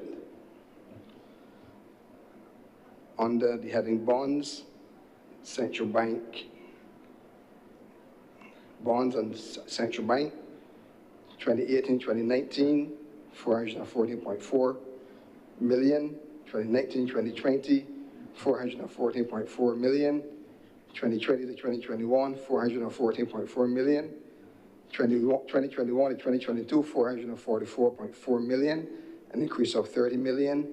2022 to 2023, 626.8 million, and that maintained to December 2023. December 2024, 612 million. So between 2018, 2019, and the end of December 2024, we've moved from 414.4 million to $612 million. That the bonds that the central bank would have purchased from the government. And I believe that that is new money into the economy, Mr. President. It may not be what we would consider as printing money, but it is new money into the economy from the central bank, providing cash to the government, Mr. President. Thank you very much for that point of elucidation, Senator Walters. Senator Cummins, please continue.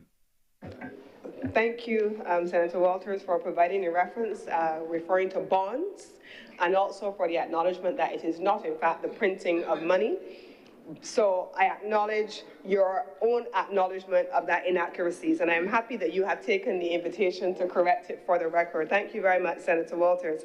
I want also to thank Senator Kevin Boyce for his interventions on the overall facilitation environment for Barbados, and to agree that there are a number of things that we still need to do. And I think I've stood here and I've said, I stand up in front of the need for us to make many of those changes. We've made the commitments to delivering them. We have started the process, but 30 years of a Companies Act being in place in response to Senator Malalou, Mr. President, will not overnight a swallow create.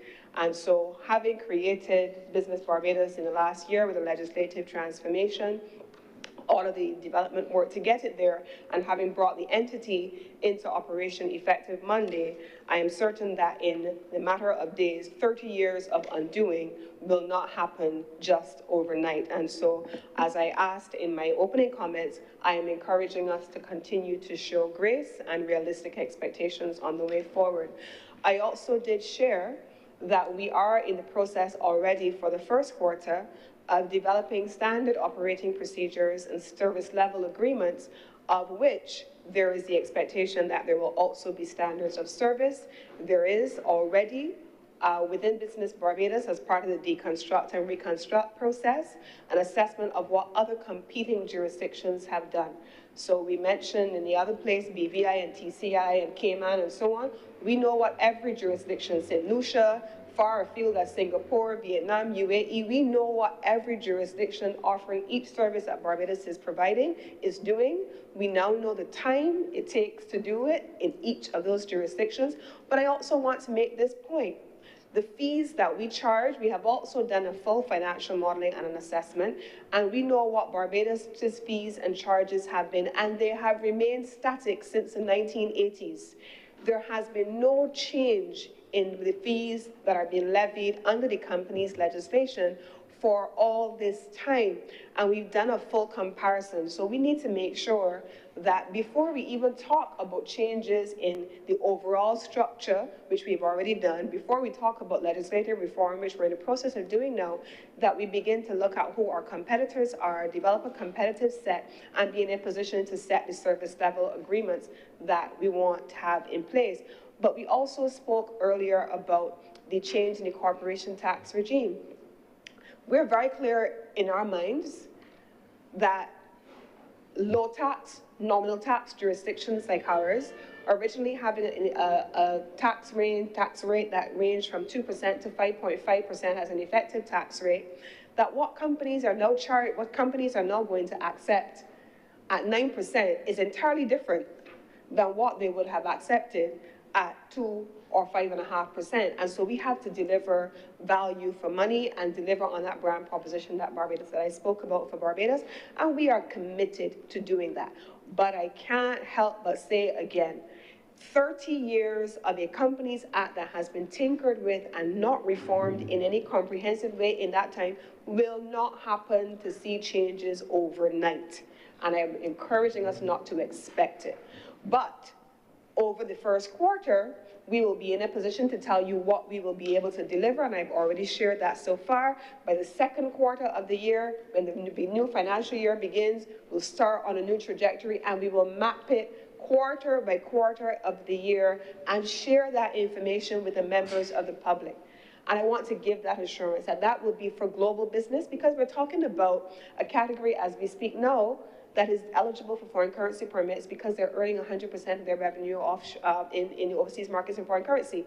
But we're also making provision in this business facilitation ecosystem for small businesses, because small businesses also do not have the kind of capacity to deal with the over-bureaucratized structures that large businesses will be fed up and frustrated with, but have the ability to apply and send a legal officer or a legal clerk, or send a company that they have contracted. And we have to make sure that this system is fit for purpose, given the different demographic groups that we are catering to. I want also to thank Senator Morris for his comments, speaking specifically in response to agriculture and also on the questions relating to debt. And then Senator Nurse, who in your own right spoke about the bonds, not printing money, of the central bank and the different structures that we have in place, and I want to thank you for your comments so far.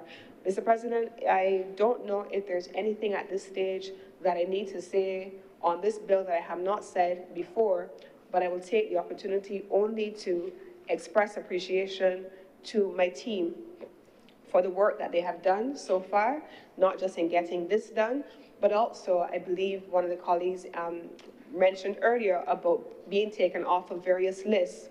We have now completed our very first year of peer review under the Forum for Harmful Taxation, as well as the Global Forum, and Barbados has performed well in both instances, and I want to recognize the International Business Unit of my ministry, led by the Director of International Business, Ms. Sanjean Watkins-Diang, and her team for their continued contribution. Sometimes, and I've always said this in any of the things that I do, you see us as the ministers standing. We are guiding, we're directing, we're pushing, we're inspiring, we're sometimes quarreling, making sure that things get done. But the weeds, the actual detailed technical stuff is being done by persons who you rarely ever see. And I want to take the opportunity to stand here and recognize the work of the International Business Unit, as well as the team on the business side that was formerly KIPO, led by the former registrar of KIPO companies, Mr. Tamisha Rochester, and her team. I want to take the time to recognize both of them as outstanding public servants. And so, Mr. President, with those few words, I beg to move that this bill now be read a second time. The question is that this bill be read a second time. Will those honourable senators in favour please say aye? Aye. Those against please say no. The things the ayes have it, this bill is read a second time. Mr. President, motions relating to the business or sittings of the Senate are moved by a minister recommitted. Senator Cummings. Mr. President, in the absence of our Deputy President, I beg to move the appointment of an acting Deputy President for the remainder of today's sitting, and I move to nominate Senator the Honorable Lindell Nurse. The question is that Senator the Honorable Lindell Nurse be appointed Deputy President of the Senate for the remainder of today's sitting. Will those honorable senators in favor please say aye? Aye. Those against please say no. Methinks the ayes have it. Senator the Honorable Lindell Nurse is accordingly so appointed. Thank you, Senator Nurse, for agreeing to serve. Mr. President, I beg to move that Your Honor do not leave the chair and the Senate resolve itself into committee for further consideration of this bill. The question is that I do not leave the chair and the Senate resolve itself in the committee for further consideration of this bill. Will those honorable senators in favor please say aye? Aye. Those against please say no. Methinks the ayes have it.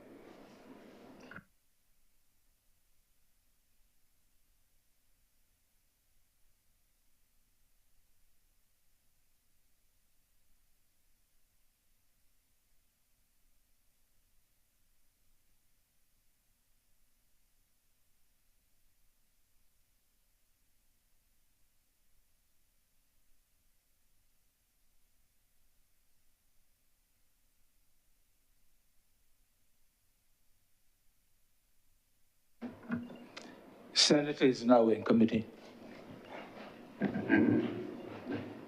Permission, sir, to call the clauses in parts. Permission granted. Part 1, clauses 1 to 2. Mr. Chair, I beg to move that Part 1, clauses 1 and 2 do not stand part. The question is that Part 1, clauses 1 and 2 do now stand part. Will all those honorable senators in favor please say aye? Aye. Those against please say no. Methinks the ayes have it. Part 2, clauses 3 to 8. Mr. Chairman, I beg to move that Part 2, clauses 3 through 8 do not stand part. The question is that Part 2, clauses 3 to 8 do now stand part. Will all those honorable senators in favor please say aye? Aye. Those against please say no. Methinks the ayes have it. Part 3, clauses 9 through 16. Mr. Chairman, I beg to move that Part 3, clauses 9 through 16 do now stand part.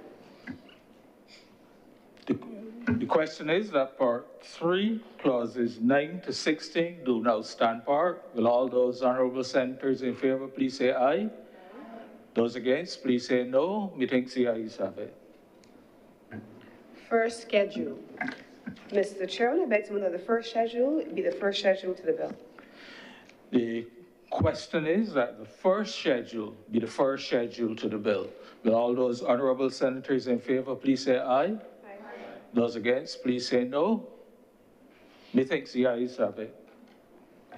Second schedule. Mr. Chairman, I beg to move that the second schedule be the second schedule to the bill. The question is that the second schedule be the second schedule to the bill. Will all those honorable senators in favor please say aye? Aye. Those against, please say no. Methinks the ayes have it. Mr. Chairman, I beg to move that you do not report to His Honor the President the passing of one bill in committee. The question is that I do not report to His Honor the President the passing of one bill in committee. Will all those honorable senators in favor please say aye? Aye. Those against, please say no. Methinks the ayes have it.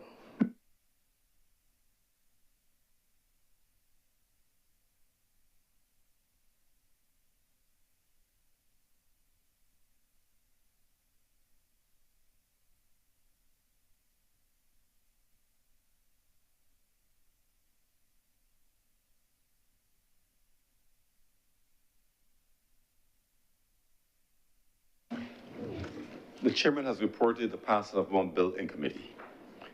Senator Cummings. Mr. President, I beg to move that this bill be read a third time. The question is that this bill be read a third time. Will those honorable senators in favor please say aye? Aye. Those against please say no. The ayes have it.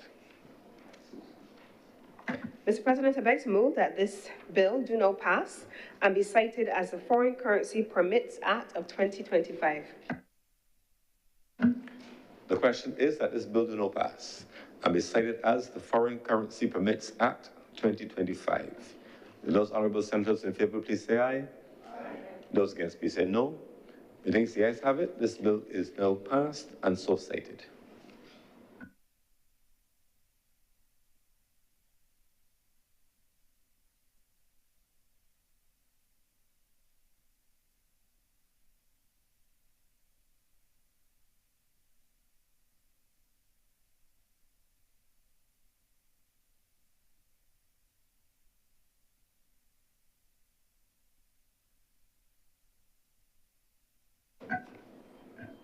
Order number 7, in the name of the Leader of the Senate, to move the passing of a resolution to approve, in accordance with Section 5 of the Crown Lands Vesting and Disposal Act, Cap 225, the vesting in the National Housing Corporation of a parcel of land, the property of the state, situate at Searles in the parish of Christchurch in the island for housing development.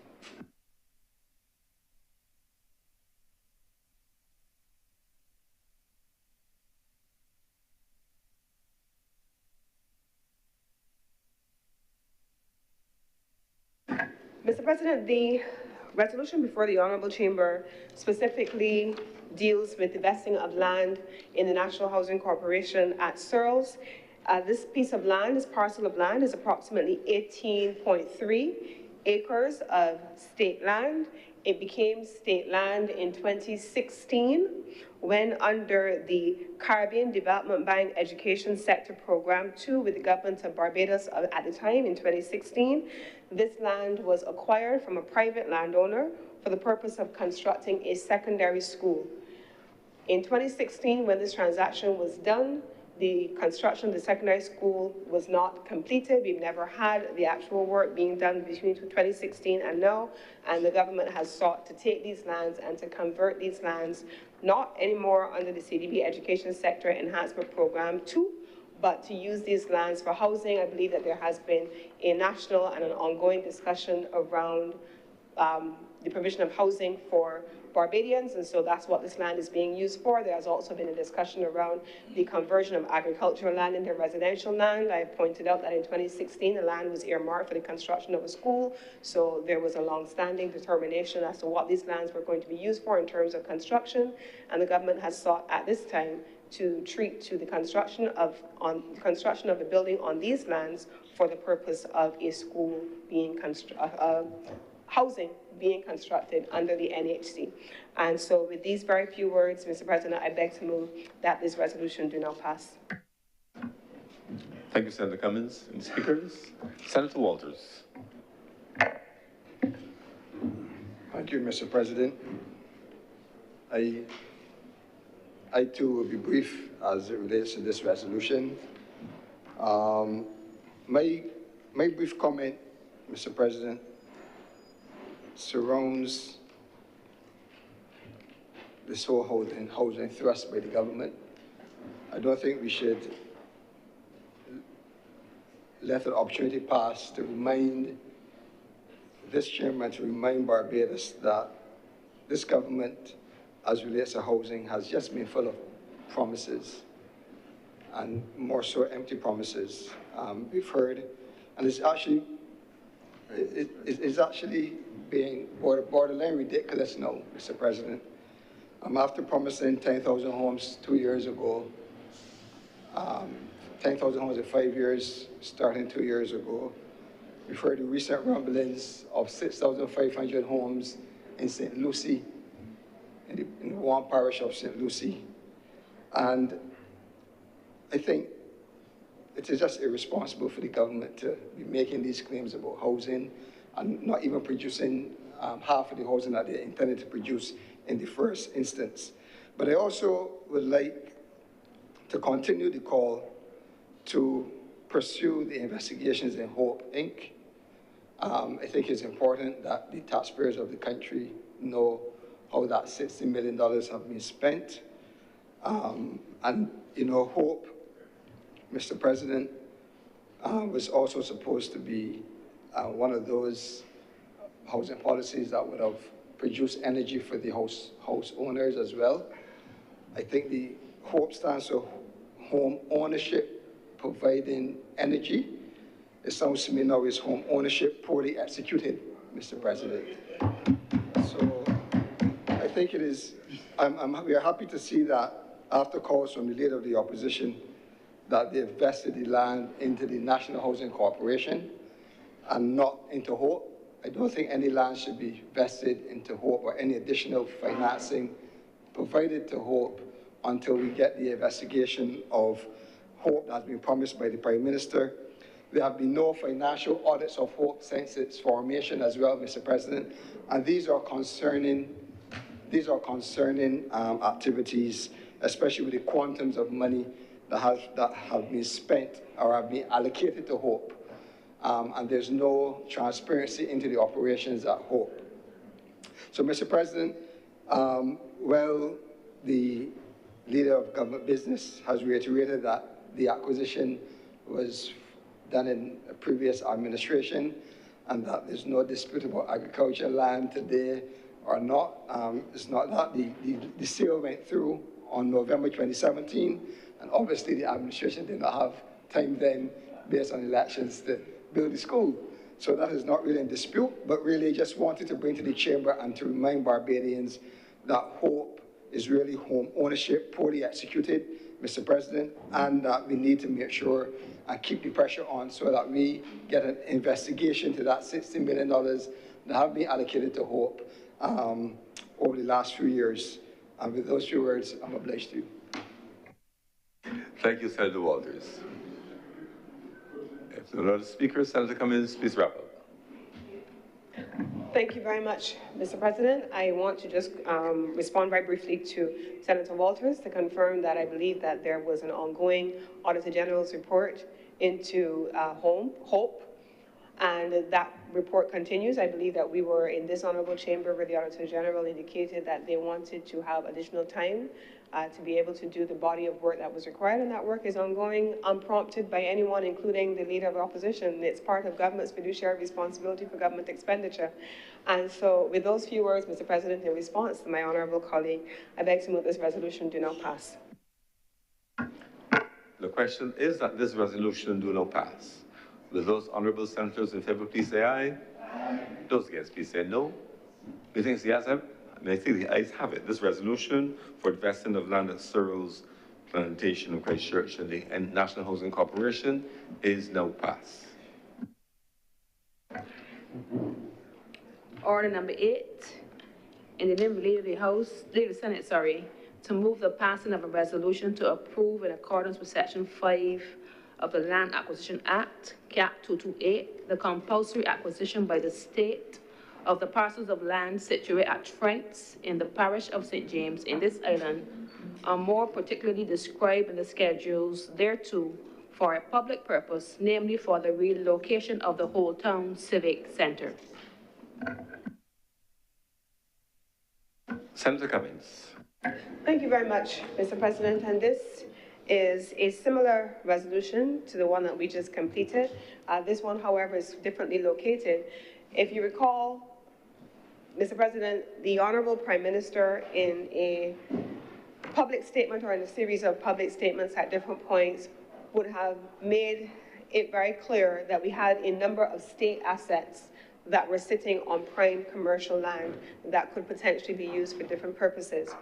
I believe in 2018 or 2019, I've forgotten which one it is, but it was one of those 2 years, there was an overall Barbados tourism investment program that stretched from, I believe it was Oistins, all the way down the coastline, down to the Kensington Oval site right by the Bridgetown Port. And there were proposals at the time for there to be a replenishment of the assets that sit on the coastline to be able to refresh those infrastructure assets, to be able to have investment in those infrastructure assets also sitting on the coast, and as part of that process, to recite government assets off of the coast because they were not being used effectively in terms of the value of the real estate inland, coastal, not on the coast, inland, rather than keeping them on coastal areas which could be used for other purposes that were more investment oriented. And so on that basis, we have a number of assets along that stretch that have over time been designed or redesigned to move to inland areas to provide the identical services that they're currently providing in different locations, and to have investment, in particular in the tourism sector, take place in those locations.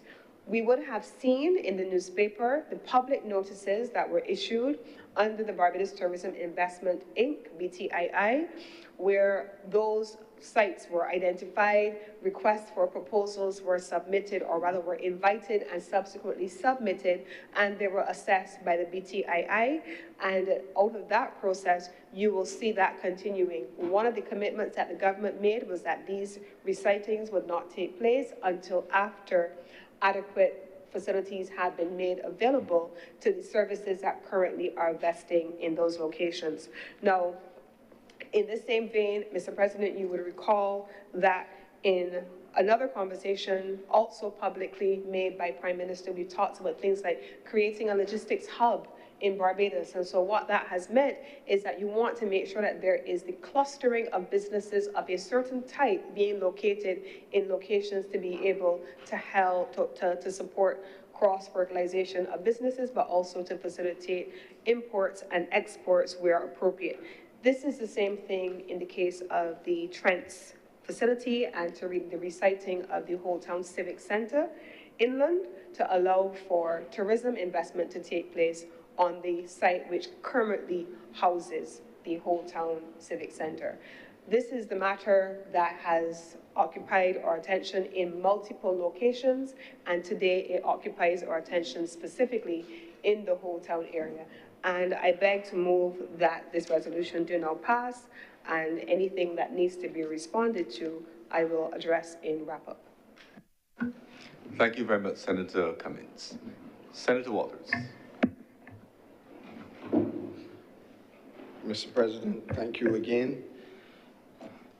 As it relates to this matter before us, Mr. President,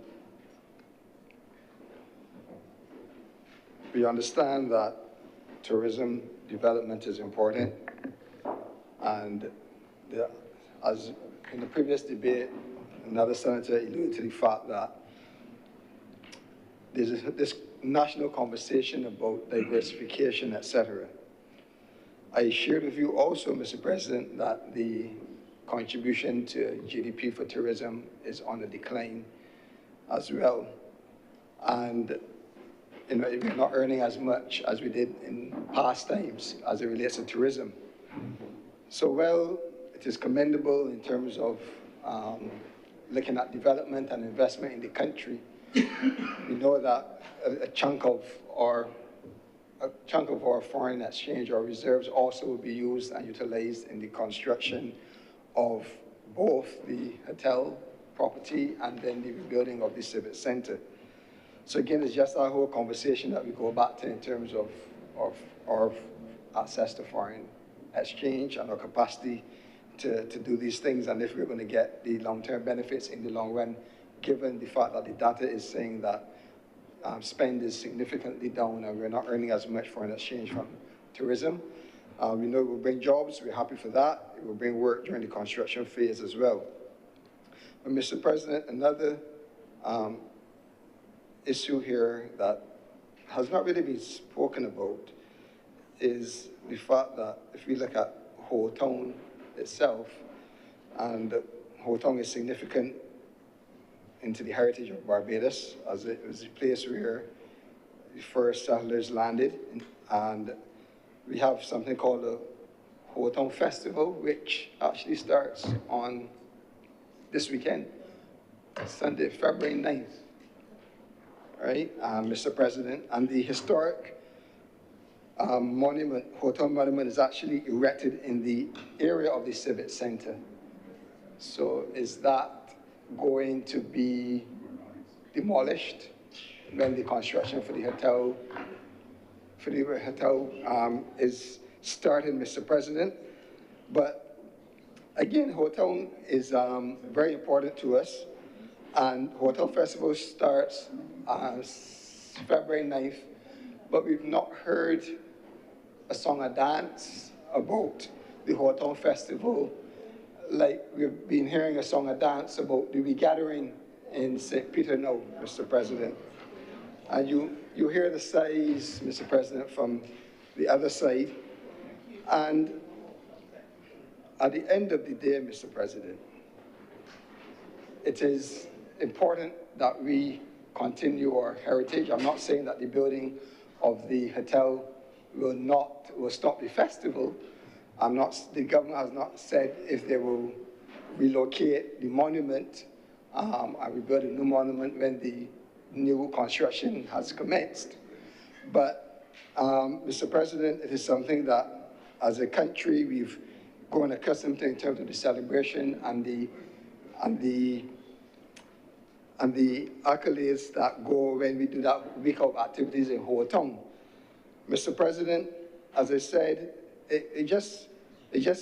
when I was looking at this whole conversation over the last couple of weeks, and then I saw popped up that the festival is there, and then all that is being thrown at Barbadians at this time is a regathering concept, and a regathering concept that we have so much different hands in, so much different monies being spent on behalf of taxpayers' money is being spent. You don't know if it's a National Cultural Foundation initiative, if it's a Barbados Tourism Management Inc. initiative, and we don't even know what the budget is for the spend. What you see though is that a big priorities have been placed from this government to continue to promote its regathering.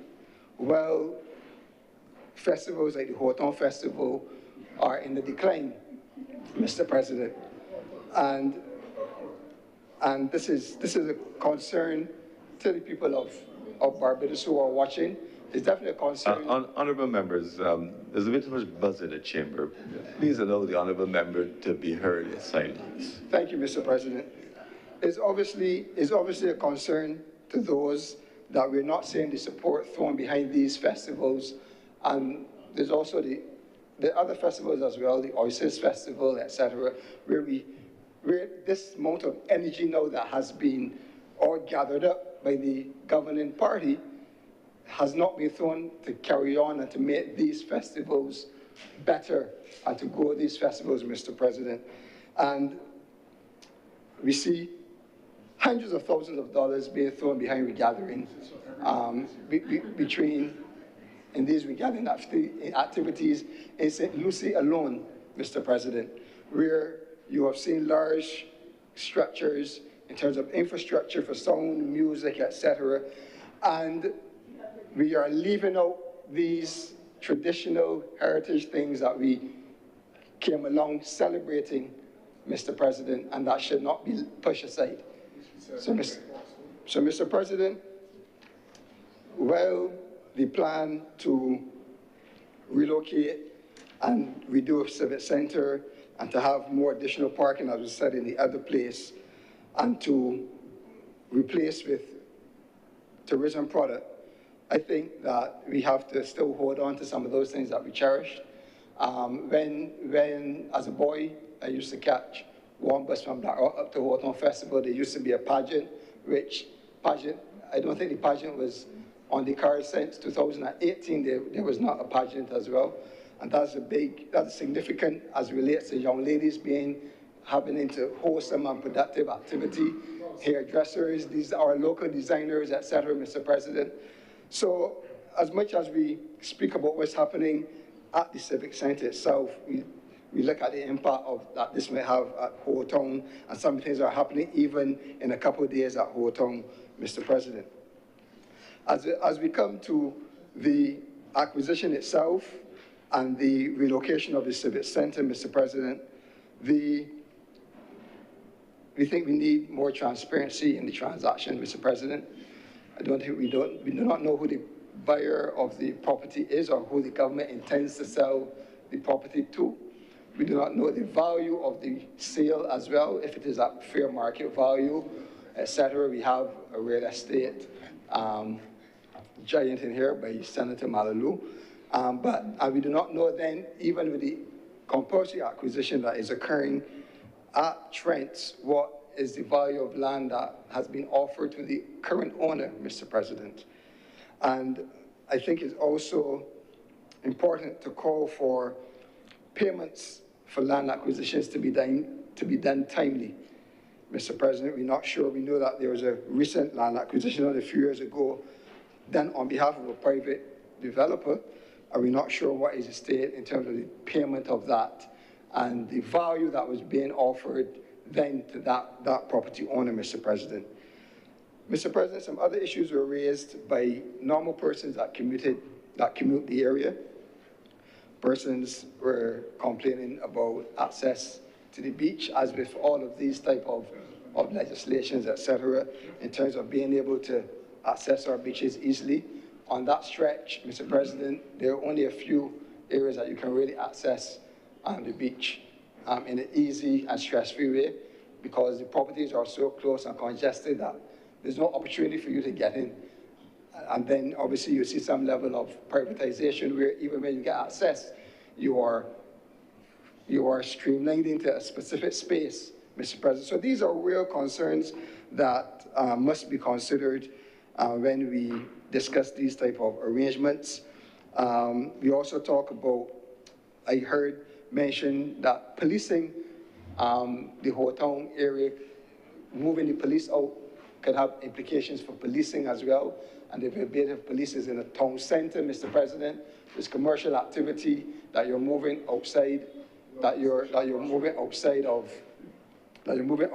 the area as well. So all these are considerations for the activity that would normally occur given the environs of the civic center and the amount of persons going there as well. So businesses in Ho Town could well see a fall off in business activity as well, because persons might no longer even come that route to access the new location of the civic center.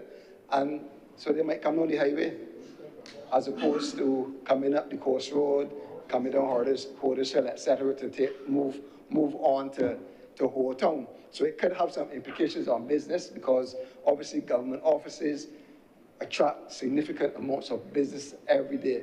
So we cannot ignore the implications, Mr. President, of the foot traffic that will be removed from the economic activity in the area. So, Mr. President, as I said before, I reiterated that while we're looking for investment into new opportunities, the investment comes at a cost to Barbados. We are going to build these facilities, and we're going to use foreign exchange, as we know. So it's not that we're against development, but it is just a reality. And the income that is generating from the tourist product now, as it relates to visitors and their spend, is on the decline. So we have to measure and manage these transitions closely. Could something else be done with the civic center to bring different level of economic activity that is needed in the country? Those are considerations that could be discussed for future acquisitions. As you say, the government is targeting the coastline.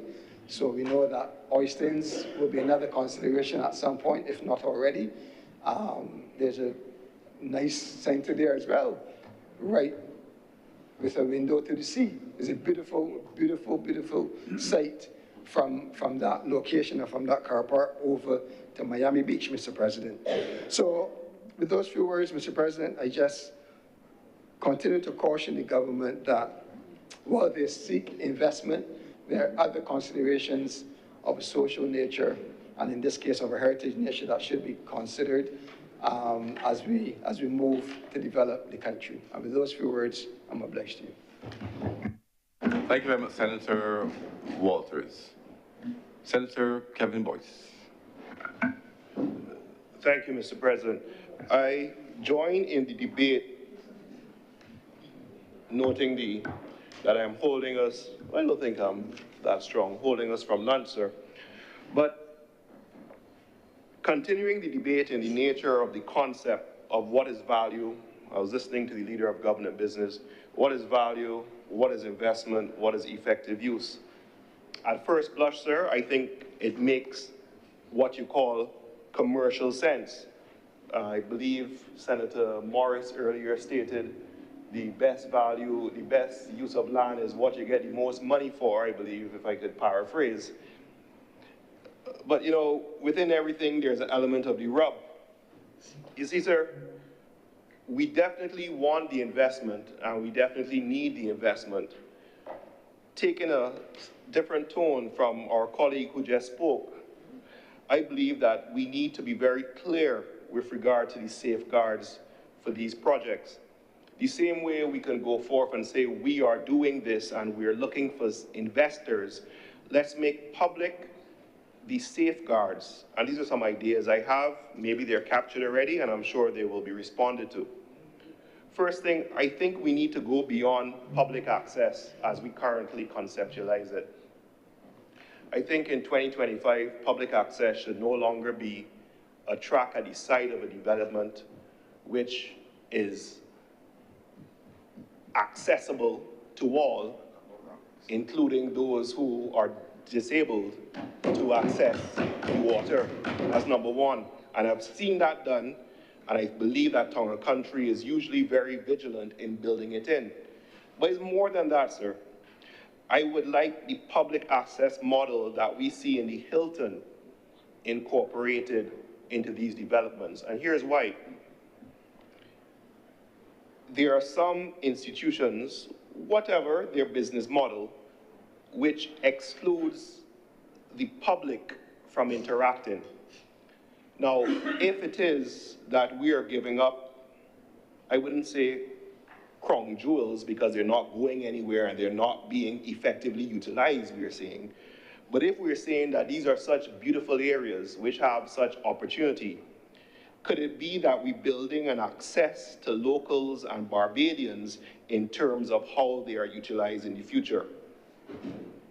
And when we do this development, whatever it is, we need to mandate the windows to the sea preservation. And what do I mean by that? If you take a drive, we've said it here time and time again, you look at these big buildings and some are monstrous, lacking any type of architectural depth, and I'm not an architect, but you could look at something and say whether it look good or it look bad, or something which can actually, as we pass by, capture the surrounding area and say, wow, that's a nice vista, even though there is a building there.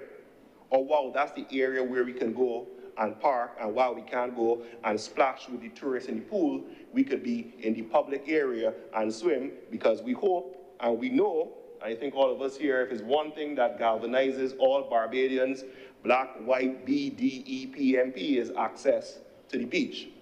So for the time we see that being encroached, we know Gabby will come out and all of us will get together and we'll stop any infringement of that.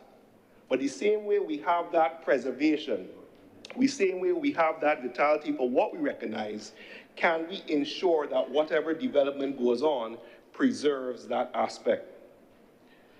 I believe, sir, the term that flows from that is an architectural concept and a development concept called placemaking. Now, I have a cousin who does affordable housing development in San Francisco. And the concept by that is that when you do your development, and I believe this will capture some of the concerns raised by Senator Walters, you are at pains to ensure that whatever is done incorporates itself with the surrounding areas. So you don't have something that is incongruous to the landscape. You don't put a big shining metal edifice next to a coral stone. I digress, but the concept is that how far do we go in seeking the economic chalice while then running the risk of losing what makes Barbados, Barbados? And that's how we have that development push and pull. Sir, I don't think any of us can have a serious conversation about development in Old Town without recognizing the flooding risk. This is something which has been debated. It was supposedly, there's an issue, depending on where you go on social media, it ain't working, is climate change, is heavy rainfall, is unprecedented rainfall, is whatever. The point is, this is a clear and present risk which would need to be considered in any development that is done. Recognizing that I'm speaking from that position where I don't have to deal with them, and motivated perhaps by statements made, why is it that there is not a built-in for these projects that will come on, or sorry, let me change that. Could it be that when the government is considering these projects to move forward, that there is a built-in provision for the public investment, the same unit trust that we're talking about? In other words, hear me out, Mr. President, you're familiar with the concept. If I'm a developer and I'm coming in to do a development, and that development is of a certain value, there could be a way which allows either for a portion of the financing to be able to be purchased by locals on the market, or for some form of IPO in relation, because we do need some help in the stock market, for some type of entity which then captures that building and the entity that will be doing the hotel. The majority, of course, is held by the developers and its financiers, and maybe 5 or 10% held for the public or for even the government of Barbados to invest. But if wishes were horses, beggars would be kings, sir. I think, sir, building on, though, in terms of the access point and the development and how we do it, in terms of, I believe, I said placemaking is what they call it, we need to be, I think, dream a bit bigger. Sir, I take great pride in going to our beaches and using the facilities that are kept so clean by the workers. When I bring guests from other islands, they're amazed that when you go into a bathroom on the beach in Barbados, the bathroom clean. You don't see that other places, and the bathroom's free. Other places you have to pay. So we have these lovely facilities which workers work very hard. I think the NCC, you will hear them, you know, very loudly expressing whatever is going on, but they keep the place clean. So the question is, when I say developmental of these areas, whichever hotel or development comes, let's ensure that the beach facilities are conditioned precedent for doing that. You get to build your big fancy hotel, you get to make all your money, but you see this half acre or this acre here? That is what you're doing for the citizens of Barbados. You're going to be doing the beach facilities, you're going to be doing a play park, you're going to be doing access. It doesn't cost much, and the Town and Country Department already does it for certain type of developments. I believe they try it in Jamaica to some extent, but these things have issues. We are in a position, if we are the ones granting the conditions for the persons to do the development, that this can be specifically incorporated. Finally, sir, the risk of overdevelopment. We continue to fix and improve and build, and that's a good thing. The question is, though, when the same tourists that are coming here because of our sea and sand and all the other good stuff that we offer start to say, but we are no longer the unspoiled gem of the Caribbean Sea, and let's go on to the next best thing. We then have put ourselves in a position which may not be sustainable. So in whatever we do, we can't go too far. We have to maintain what makes Barbados, Barbados in whatever we do. But sir, we go brave, and I thank you for the opportunity to make a small contribution. Thank you very much, Senator Kevin Boyce. And Speaker, Senator Dr. Haynes. Thank you for recognizing me, Mr. President. As a resident and a business owner in the Whole Town area, it would be amiss of me not to lend my voice to the debate on this resolution. Usually when we see resolutions coming through this mechanism, we're acquiring privately owned lands for public use.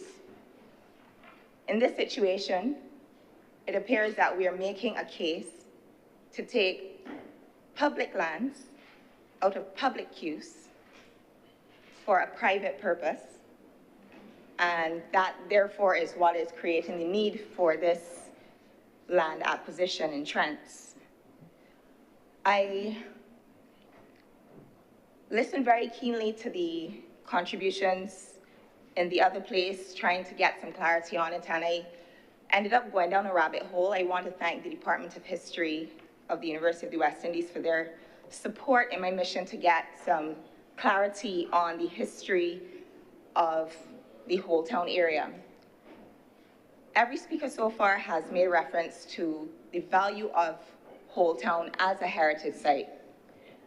And this year marks 400 years since the first English landing occurred. First and Second Streets, which we all know, were actually the first and second streets in Barbados.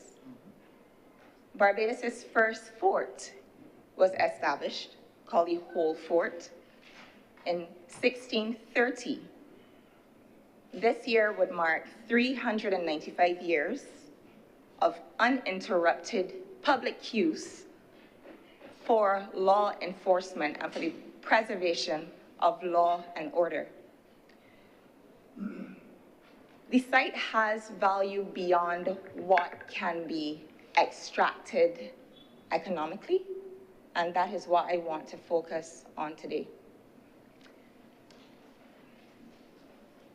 We have a Planning and Development Act that most of us who are here would have participated in the debate back in 2019 and when the subsequent amendments occurred in 2020 or 2021.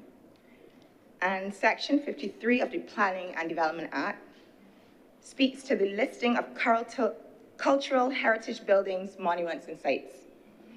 Section 53 says that the minister shall cause to be compiled a list of buildings, monuments, and sites of prehistoric, historic, or architectural merit, interest, or may adopt with or without modifications any such list compiled by the Barbados National Trust or other bodies or persons, and may amend any list so compiled from time to time.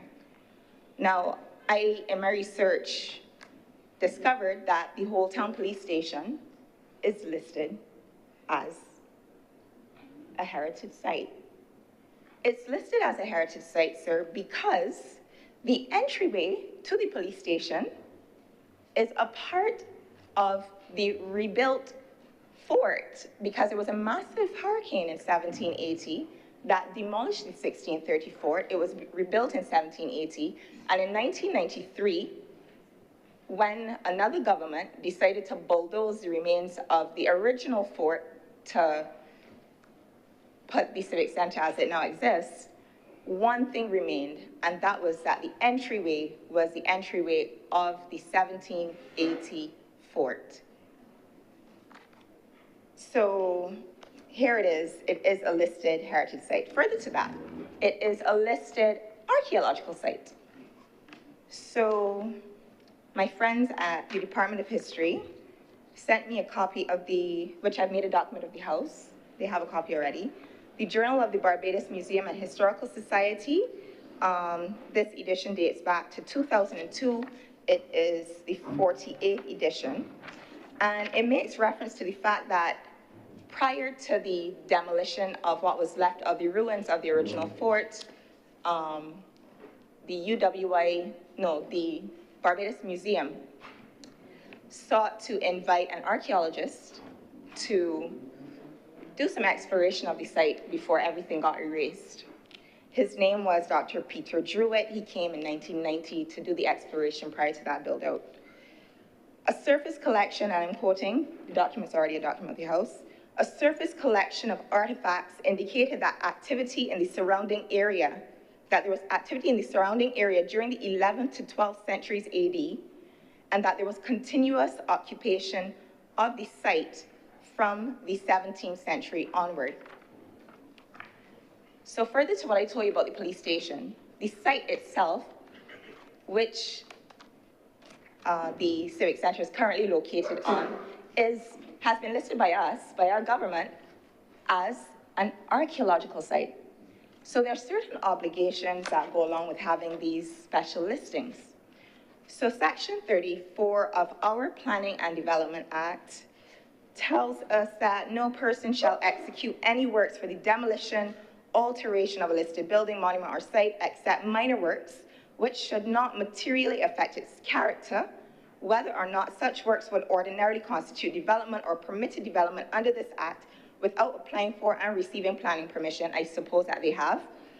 And then it goes on, subsection 2 of section 54, it says the board shall consult with the Barbados National Trust and such other bodies or persons having special knowledge of the buildings, monuments, and sites of prehistoric, historic, or architectural merit or interest as may be specified by the direction of the minister. So consultation should have occurred with the National Trust or other interest groups or other people who might have a special knowledge of the history of the area. I can't tell you if that consultation has happened because until it came to the other place a couple weeks ago, I didn't really know much about this. Further, obligations. Section 56. Every owner and occupier of a listed building, monument, or site is responsible for the conservation, rehabilitation of that building, monument, or site. The board shall, as far as practicable, assist the owners and occupiers of listed buildings, monuments, and sites in procuring financial and technical assistance for the purposes of the conservation, rehabilitation of such monuments, buildings, and sites. So, my struggle with this, and I'm a team player, but I have struggled with this and I just feel like I haven't gotten answers. I was actually told to sit this one out by somebody else. No one here, but my conscience wouldn't let me stay in my seat. We have spoken a lot about heritage. We're actively building out at Newton Burial Ground. We have done some works at Golden Square so that people could better understand the story of what happened there. Right now, there's a simple obelisk standing in commemoration of the landing.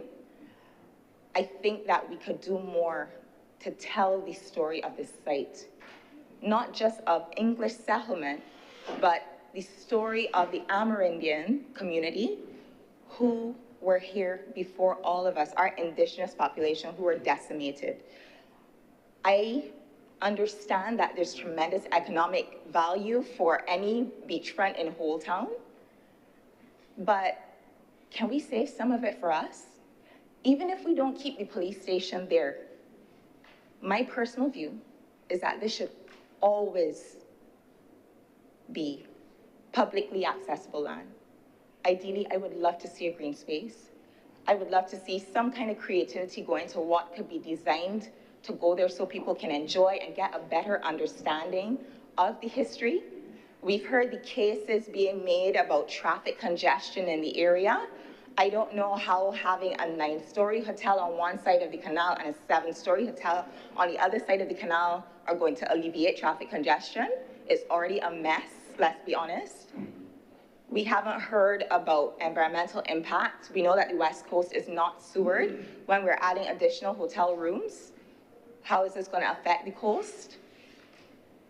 And in terms of beach access, other than Bats Rock and Folkestone, I can't tell you a facility where I can park, have a sea bath, turn around and shower, pack my bags, and leave comfortably.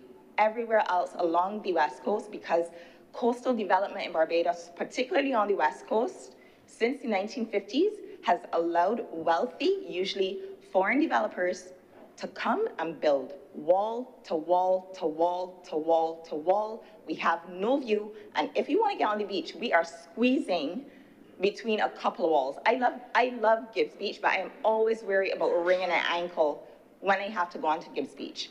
And we know what the practice has been for decades. I cannot sit here and be a part of something where I feel like we're allowing it, we're perpetuating the problem.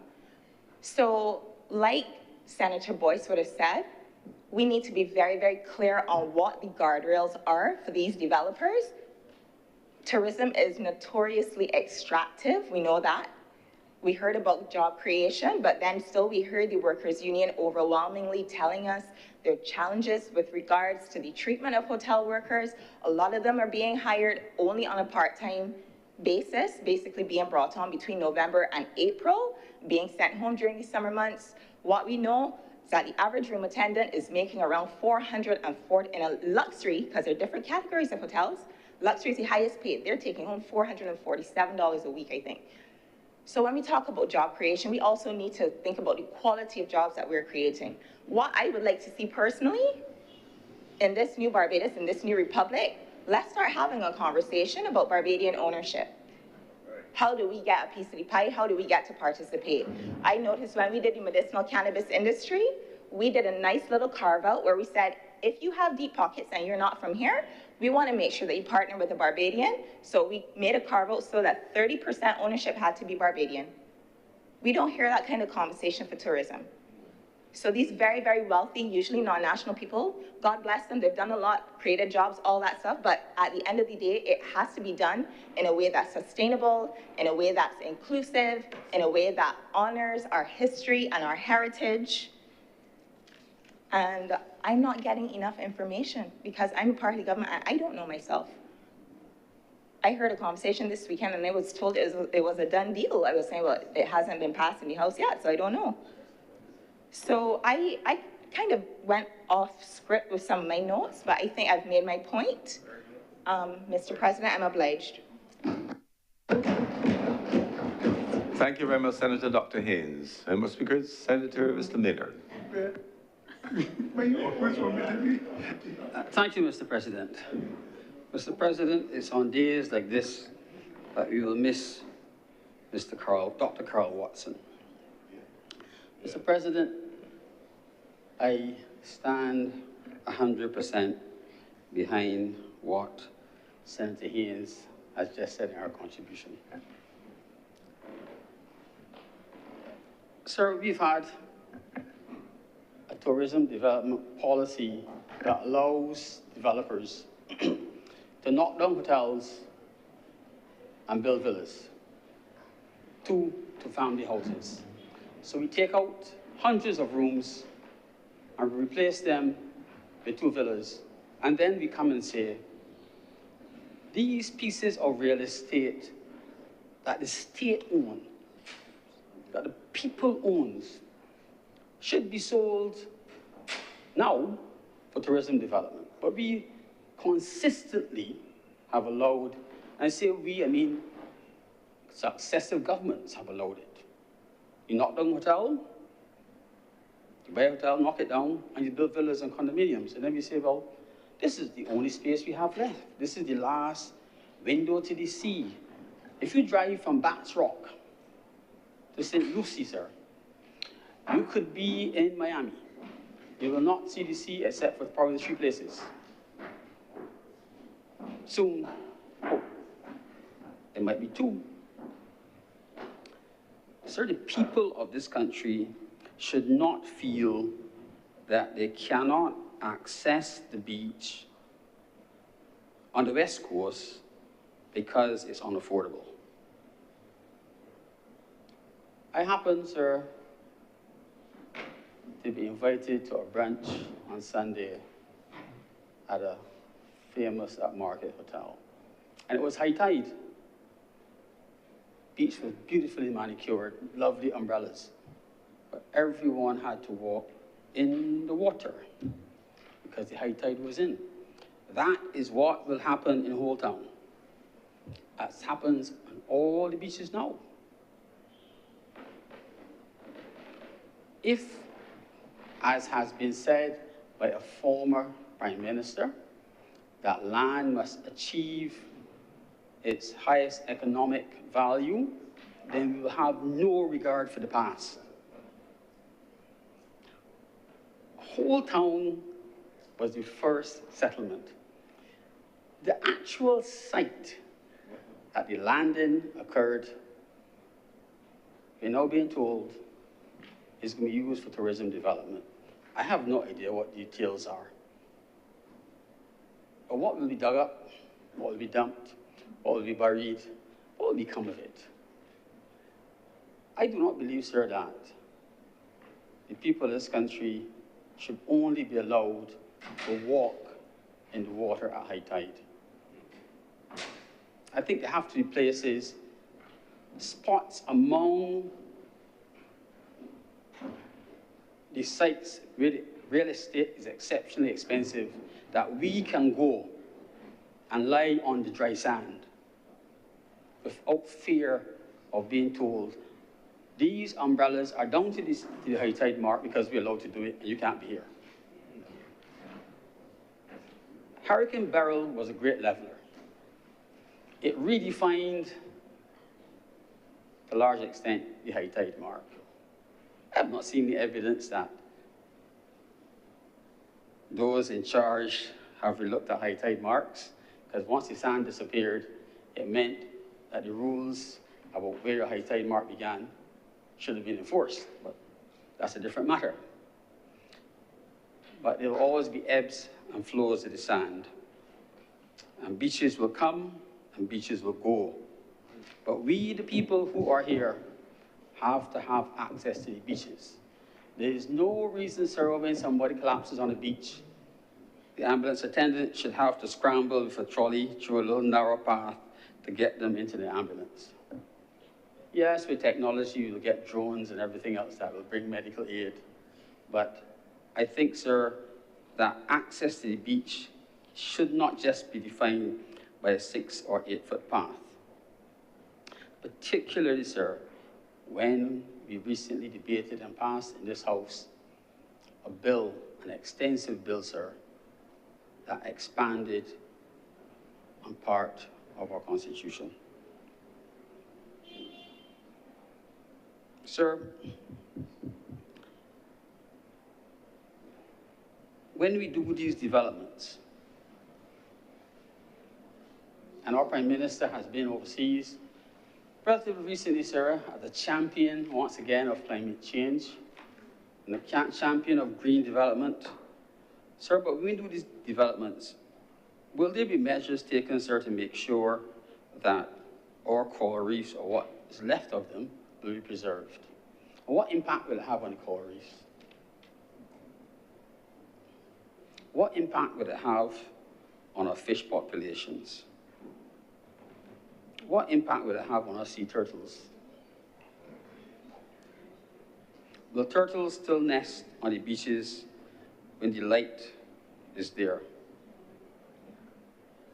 Sir, there should be some places in Barbados where one can walk or drive and see the sea. You should not only have to go to the East Coast, sir, to see the sea from the road. Sir, if I had a vote today that meant something, I would vote nay.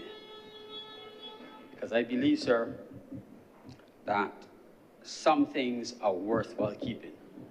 I thank you, sir. Thank you very much, Senator Maynard. Senator Reverend Morris. Thank you, Mr. President.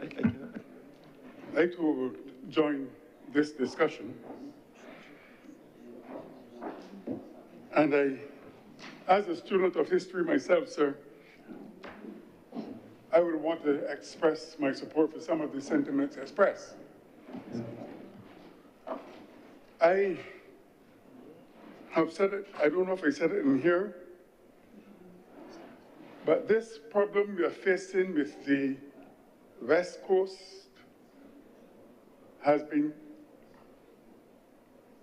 in my opinion, began around 1960. Again, let me establish that. It began around 1960 when the entire, or I can't say the entire because that would not be true, a large majority of the West Coast was sold to foreign entities. Okay? Without taking into consideration the historicity of the area. There was no consideration for heritage. There was no consideration, sir, for locals, or access to the beach. It was just development for development. And there's no doubt that contributions were made towards the economy.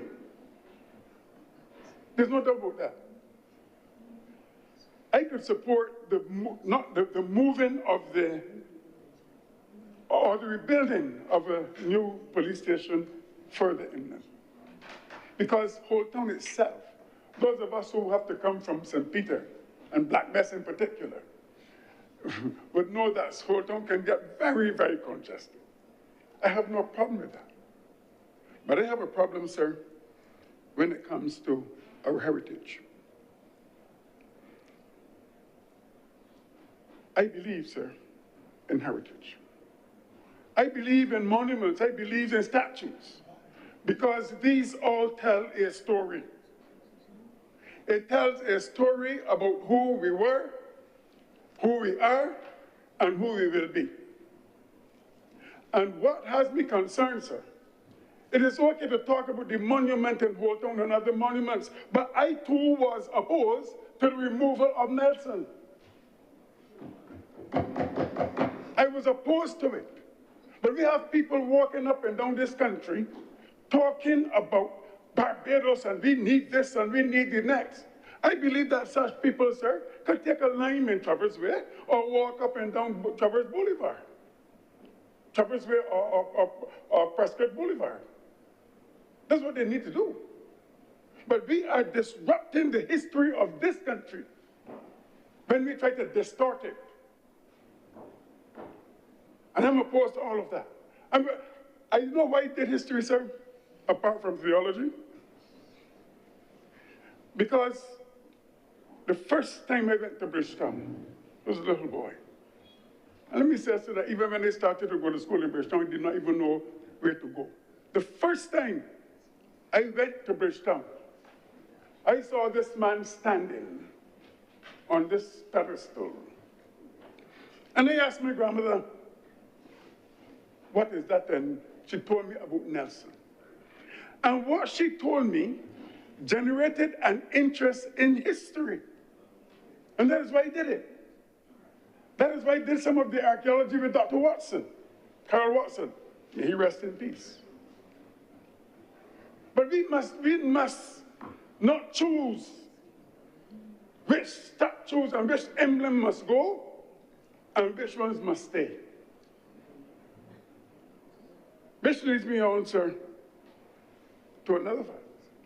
That if you travel from Oistins to right up to Half Moon Fort, St. Lucie, ask yourself, how many open areas are there to the sea? Compare how many were there before and how many there are now. And if you get past 3, sir, then we have plenty. And we're talking about from Oistins right up to Half Moon Fort, St. Lucie. Yes, we have a heritage to protect. But it also refers to the land, because I'm hearing some double talk. I am hearing that we must pay people for the land that has been acquired. But yet we want to take up the land owned by Colonel Drax without the requisite acquisition, because that's what is being spread in this country as well. Either we'll do it fairly or don't do it at all. But don't do it at all. I remember someone left here and went up in England, went down in Dorset and told them, come up, we want your land. Right. Come out, we want your land. But it's that kind of behavior, sir. It's that kind of attitude that will also characterize us. We don't do that. You put a case, but to go up in a man's backyard and argue, come out, come out, come out. We want your land. Okay, sir? We have to decide in this country if we're going to deal with things and deal with them fairly and squarely.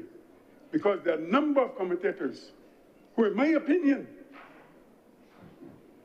do not know the history of a situation and they want to make their comments.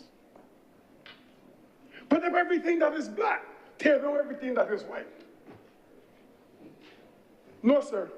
We want a united society, a society that is there for all. All. Whether you're blue, black, pink, yellow, whether you're anything, it's for all. That is why now, sir, I now touch the point of regathering.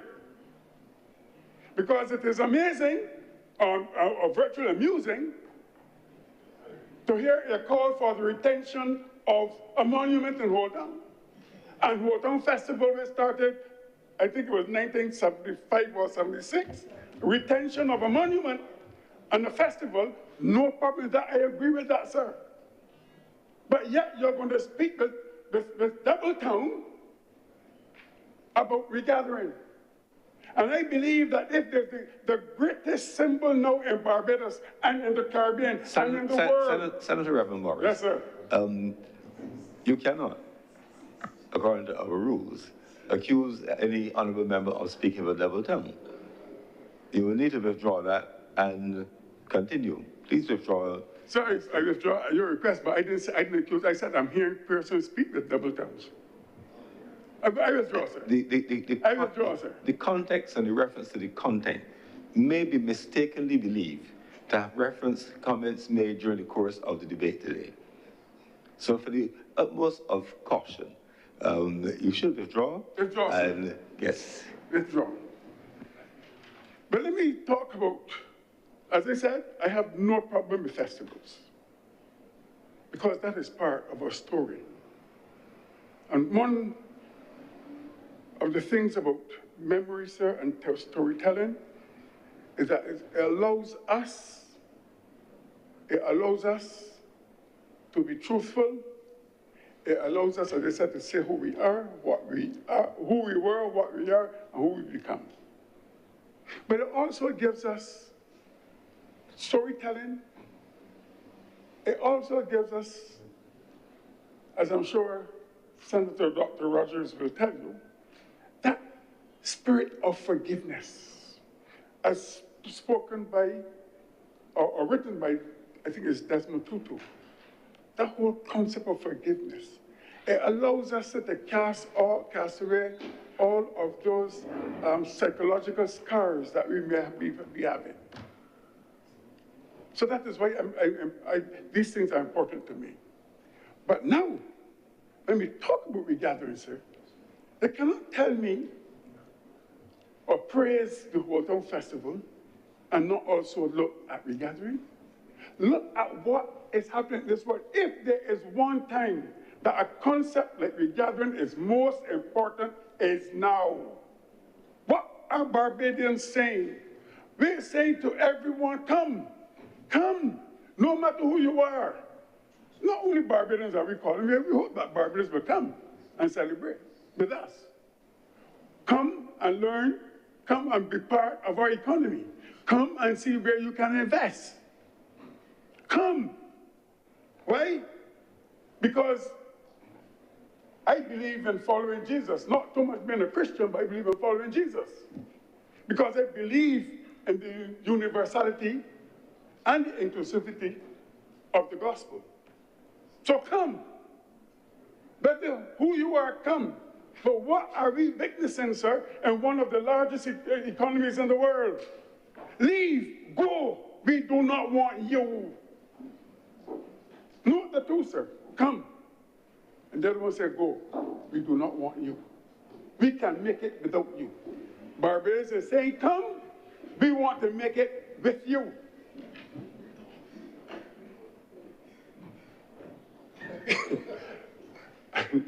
And that should be a caution to all of us. A caution to all of us. Be careful, sir, how we go about these things, because sooner or later, we are going right back to where we were. We are saying, no longer are we qualified for a position based on our ability, qualification, qualifications and everything, competence to do it, but on who or what we are. So I feel a certain way, sir, maybe not to the extent of Senator Haynes, but I am asking us that we take our heritage into consideration. Maybe what we need, rather than tearing down buildings, tearing down statues, we need some of our parents to go with our children and say, this is because, this is what happened. And then we're able to say to our children, like the Israelis said, not the Israelis, the Israelites said, not the Israelis, the Israelites. The Israelites said to their children, this shall not happen to us again. Lest you forget. Thank you, sir. Lest you forget. And I'm hoping, sir, that our heritage will be, and as you know, I'm from St. Peter, sir, and we are celebrating heritage. St. Peter regathering his heritage. And of course, sir, you would know that if you really want to talk about heritage, you come to St. Peter. That is where the first throne was built.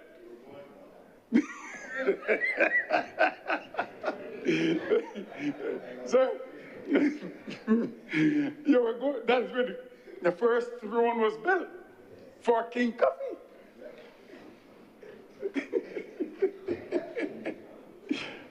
So I know that there are others who may disagree with me, but they would never tell me how to interpret history, sir. He will never tell me how to interpret history. But the truth is, sir, I may have exaggerated, but I hope I made the point. I hope I made the point, though, that we preserve that which is ours. That which tells the story. And rather than preaching division, let it be known, especially in Barbados, that white, black, brown, pink, yellow, blue, all of us are part of that story. All of us. Thank you, sir. Thank you, Senator Reverend Morris. Senator Cummings. Mr. President, I beg to move the suspension of this sitting of the Senate for lunch for a period of 1 hour to resume at 3:30 p.m. The question is that the sitting of the Honorable Senate be suspended until 3:30 p.m. today. Will those honorable senators in favor please say aye? Aye. Those against please say no. The ayes have it. Our sitting is suspended until 3:30 p.m. today.